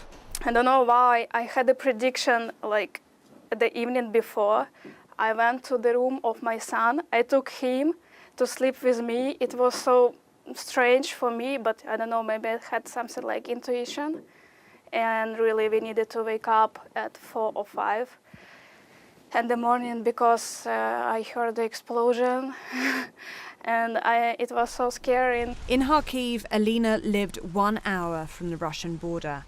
Her husband drove her and their 4-year-old son for a week to get to the Polish border. I've been crying so much because it was forbidden for Ukrainian men to leave the country, and it meant, and for me, it was like I needed to say like kind of goodbye to his father. The Ukraine sponsorship scheme allows Ukrainian nationals and their family members to come to the UK if they have a named sponsor under the Homes for Ukraine scheme. As of February 2023, 152,000 visas have been approved under this scheme. Chris Talakovsky is from Swindon Welcomes Ukraine. He and his family have welcomed their guest, Yana. We formed a committee and invited some of the new Ukrainians that had come over in the first month to join us and become part of something to really welcome Ukrainians into Swindon get them comfortable and relaxed here, socializing, meeting each other, but also addressing some of the main needs that they have. So English has been a big challenge, so organizing and securing some English classes, getting around and transports, really to get the Ukrainians together. So before I arrived, I was expecting just a room. I didn't expect that much help and feeling so welcome here. So I'm very grateful. But settling in England hasn't been an easy transition for everyone. Alina has struggled to find a suitable host home for herself and her 4-year-old son, Orest. For now, he is back home in Ukraine with his father, whilst Alina is here, working as a fashion designer. But Orest is excited to come to London once a home is found for him, inspired by watching the Paddington Bear films. 1 year on from the outbreak of the war, Ukrainians settled here in the UK hope for victory back in their homeland. We are believing that all these horrors will end this year, hopefully maybe in the summer. We have all this advertisement at the streets about how we will win, what we will do, how we will celebrate. Ellie Costello, GB News. Well, that's the human face, of course, of what's happened a year on. But let's reflect that with this anniversary, Britain warning that the war could last yet another year. Defence Secretary Ben Wallace also saying that Russia had shown a complete disregard for both the lives of people in Ukraine, but its own soldiers too. The United Nations set to approve a resolution to condemn the invasion and calling for a swift return to peace. Antonio Guterres calling the Russian invasion an affront to the world's collective conscience. But what could be happening tomorrow and then from then on? Joining us now, Gwyddion Prince, who's former advisor at the Ministry of Defence and NATO and the UN. Thank you very much for joining us in the studio. It's a pleasure. I gather that Ben Wallace and others are saying the intelligence suggests yet another barrage of missiles, perhaps, from Russia tomorrow to mark this anniversary. It's possible, although they've used an enormous number of their missiles, but the repertoire of what they can do isn't that great. But I think the fundamental point is that whether this is going to be a short war or a long war is fundamentally down to us in the West now. Don't forget, people viewing must not forget, that it was the United Kingdom, it was Johnson and Wallace, who, thanks to the fact that we were not in the European Union, by the way, were able to act nimbly and quickly last year. If they hadn't been able to provide the famous NLAW anti-tank weapons, most people in my business reckon that the Ukrainians would have lost to the... Right, these were the sort of the green, stubby sort of shoulder-held missile launchers that we saw that took... That's right, the ones that the Ukrainian soldiers fired at the tanks whilst they shouted, "God save the Queen." Yeah. Those ones. Yeah. And we've led the way, let's be clear about it. The UK has been the decisive country right the way through. The Germans, the French have frankly been pretty lamentable. And the EU, as I argued in my piece for the Centre for Brexit Policy last weekend, has been basically catatonic.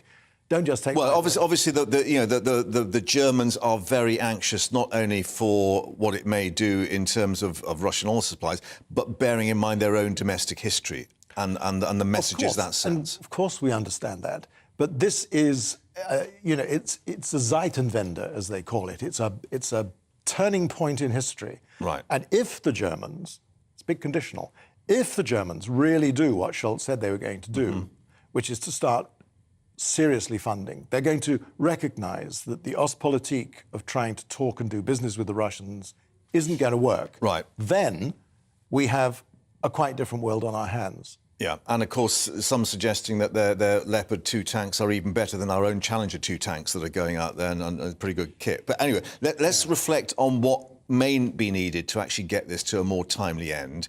We've been talking about the F-16s, the American fighter jets, and this is what obviously Zelensky was referring to when he came to have that address in Westminster Hall. Yep. You've got a different assessment as to what may actually be the right kit for the right time.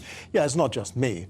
Ben Wallace has the same view. F-16s, American aircraft, go watch Top Gun Maverick if you want to see what they look like. Sort of dogfights in the air with MiGs and so on. These are very complicated, fast jets. They take a long time to learn to fly and a long time to learn to fight. They're not going to be available quickly. Right. What is needed for the for the coming spring offensive is the missing piece in the combined arms package, which the Ukrainians have already put together very cleverly with our help, and that is close air support. The aeroplane that they want and need and have asked for is the A-10 Thunderbolt, often called the Warthog. And we saw that in action in the Gulf War. We certainly did. They operate at a far lower level to these fighter They fly jets. slow, they fly low. They are basically flying tanks. They're incredibly well armoured. They have fearsome weaponry. They have a Gatling gun unlike anything else in the sky. It's what every infantryman in a trench, bogged down, wants to see coming over the top in order to deal with his enemy. Now, at the moment, it's a bit like the Vicar of Dibley. Do you remember the character who always says, no, no, no, no, no, no, no, yes? Right. Up until now, the Americans have said no. They're the only people who have these things. Yeah.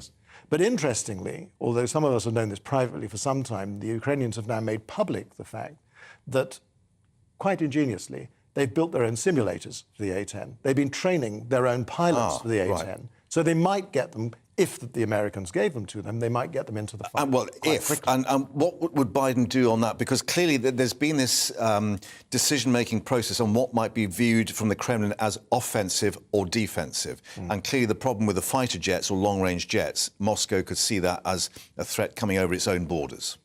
No, this is like a medieval debate about how many angels dance on the head of a pin. All weapons are offensive or defensive. We're well past that point now. Right. We have a war created by Putin, which went catastrophically wrong for Putin. Well, you know that from the speech, this rather regretful speech. The 2-hour speech. Where he was trying basically to do a deal with the Russians and saying, look, if I bribe you a bit, will you let me carry on murdering your children? It was horrendous. We need to recognise the truth of something that Winston Churchill said when the British cabinet was debating at the time of the Russian Civil War whether we should intervene or not. And he said, half-heartedly to make peace, coupled with half-heartedly making war, is the worst possible policy. We have to double down. This is our war. We should be very grateful the Ukrainians are fighting it for us. So, in other words, very quickly, force Putin to the table by actually winning the war on the ground. That's what has to happen, and that can be done. And it can be done by enabling the Ukrainians to make a decisive move, I would guess, around Crimea. Yeah, which obviously they'll have to get back within their own fold to regard it as a victory. Thank you very much for your assessment. We shall see what happens tomorrow and indeed in the coming months. Now, the tributes have been paid to Motti, John Motson, described as the voice of football, who has died very sadly at the age of 77. He worked for 50 years, no less, for the BBC, commenting on more than 2,500 games on television and radio, often wrapped up in that signature sheepskin coat. In total, he'd covered 10 World Cups, 10 European Championships and 29 FA Cup finals before hanging up his sheepskin coat in 2018. His final game for Match of the Day that year too, but could still be heard now and again on Radio 5 Live. Let's bring in our sports presenter and journalist Chris Scudder, who, of course, will have been at many of those World Cups and European Cups and FA Cups at the same time as them. I mean, he was a giant, wasn't he, Chris? Yeah, he was. 50 years at the mic, Mark. One of the all-time greats, really. I go back, I can remember Kenneth Wolstenholme, and he had that classic line, didn't he? Some people are on the pitch, they think it's all over. Motti didn't have that, but he had that boyish enthusiasm, which no other commentators had since then, really. Came up with some great lines, didn't he? I remember when I heard of his death this morning, I cast my mind back to that great FA Cup shock in the late 80s when Wimbledon beat Liverpool and the crazy gang of beating the Culture Club, which was a lovely line from him. But you're right. I mean, I was at so many games with him. You know, the sad times for England when they didn't deliver. David Beckham's free kick in 2002, the 5-1 win in Germany. All those lines that you always picture him. And the sheepskin jacket, which it was at Wickham many years ago in a blizzard, and it always stuck with him that. And what a legend, really, and a really sad day for football. Yeah, and we've been reflecting earlier. We spoke to Gary Newbon, and you know, he trained as a journalist, local newspapers, so he had that word craft, and of course, perhaps that was the real skill that came to play, choosing the right words for the right moment.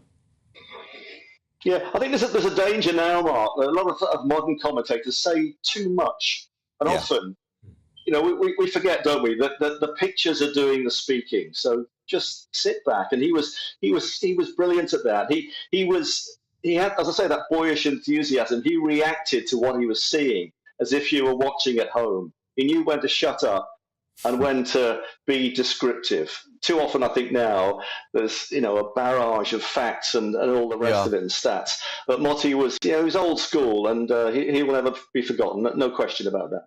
And talking of that old school, Jimmy Hill gone, Dickie Davis now, and now Motti. It is a change in the times, isn't it, for some of us a certain age?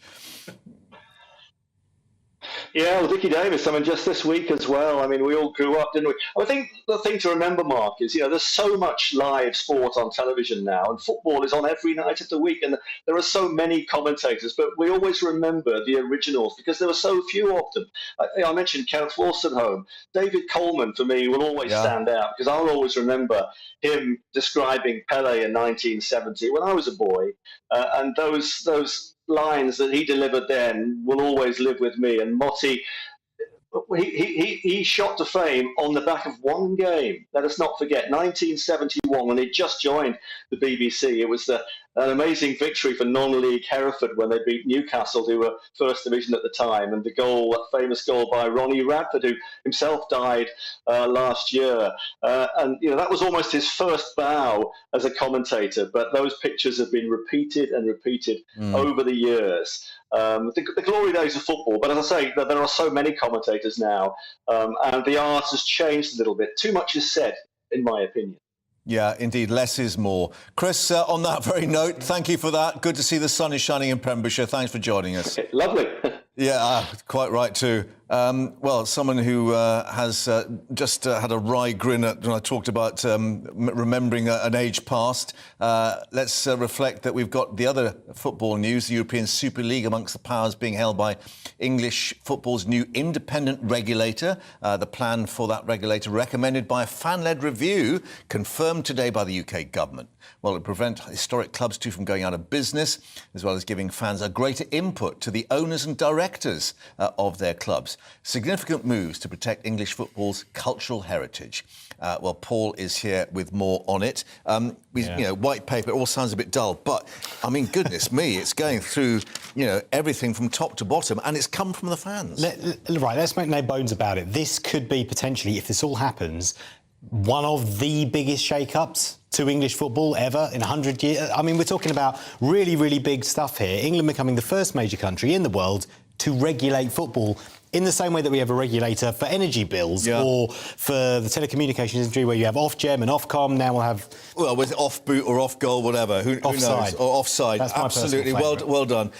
However, it comes at a time when there are huge questions about the top of the game. Who owns the clubs? Are they the right people to own it? And the amount of money at the top of the game, and whether it filters down into those non-league clubs and into the English Football League as well. Yeah, so this is a regulator that would be given powers, if it needed to make that money filter downwards from the very top down to the English Football League, that's the Championship, League One and League Two, and then into what they call the National League, which used to be known as the Conference, and then further on into grassroots football, Sunday morning, the Dog and Duck, Saturday afternoon, thousands and thousands of people that play football across the country benefiting from that money in terms of improving the facilities they use, the pitches. So maybe the goals, shower might be hot instead of cold. Well, exactly. Yeah, exactly. That's like a Sunday morning ritual, isn't it? Exactly. Let's be honest. And just one other thought. We had all this discussion about the European Super League and all our top clubs moving away from the Premier. Yeah. They'd have the power to stop that sort of thing from happening as well. Yeah, they have the power to say to Manchester United, Manchester City, Liverpool, Spurs, etc., you're not leaving, you're staying in England. This is a lot of regulation coming from a Conservative government who put it in their manifesto in 2019 off the back of Bury, one of the game's oldest clubs, going out of business because they couldn't manage their finances. Macclesfield. Macclesfield as well, and then Derby as well. They've had problems. So this is about trying to make football more financially secure, and for a Conservative government regulating to redistribute that enormous wealth that exists in football. Because don't forget, football turned into a business basically, but unlike a business, your customers, fans who hate being called customers, stay with one club. Yeah. and the family stays with it as well. Yeah. And very quick thought, Rishi Sunak saying this is putting fans back at the heart of football. So clearly the government wants this to succeed.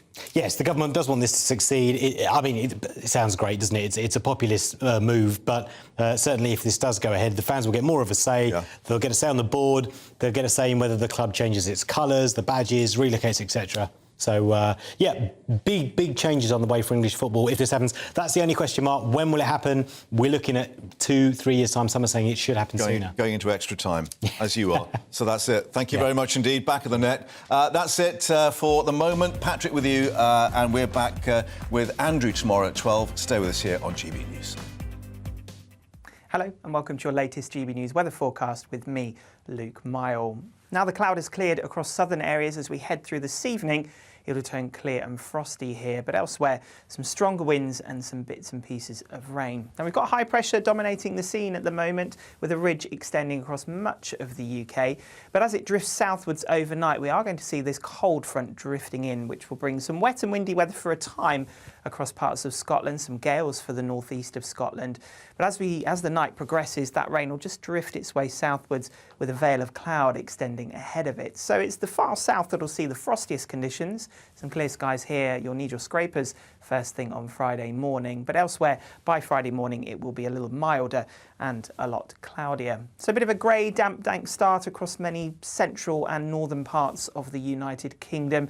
As we go through the day, you'll see the brighter skies will develop for Scotland and northeast England, but it stays quite grey and cloudy through parts of Wales, the Midlands and into southern England. But even here, we will see some breaks developing in that cloud through the day. Temperatures on the face of it not too bad, but feeling colder in that strong northerly breeze. A few showers drifting in to those North Sea coastal areas and staying quite grey and cloudy across the southwest through the afternoon and into the evening as we see that front drifting through. But it will clear, and then as we go into Friday night, turning clearer and colder for many places. Probably some frost and 1 or 2 mist patches out towards the west. Further east, though, with that breeze and a few showers drifting in, it won't be quite as chilly here, but nonetheless, temperatures turning quite cold by the time we start Saturday morning. But there will be some sunshine to start the day on Saturday, so a bright and breezy start to the day for many of us. 1 or 2 of those mist and fog patches will clear, and then for many, it's not a bad-looking day. Some sunny spells and temperatures feeling a little bit chilly. Now, high pressure dominates. There will be a lot of cloud over the next few days and turning a little chilly. Bye-bye.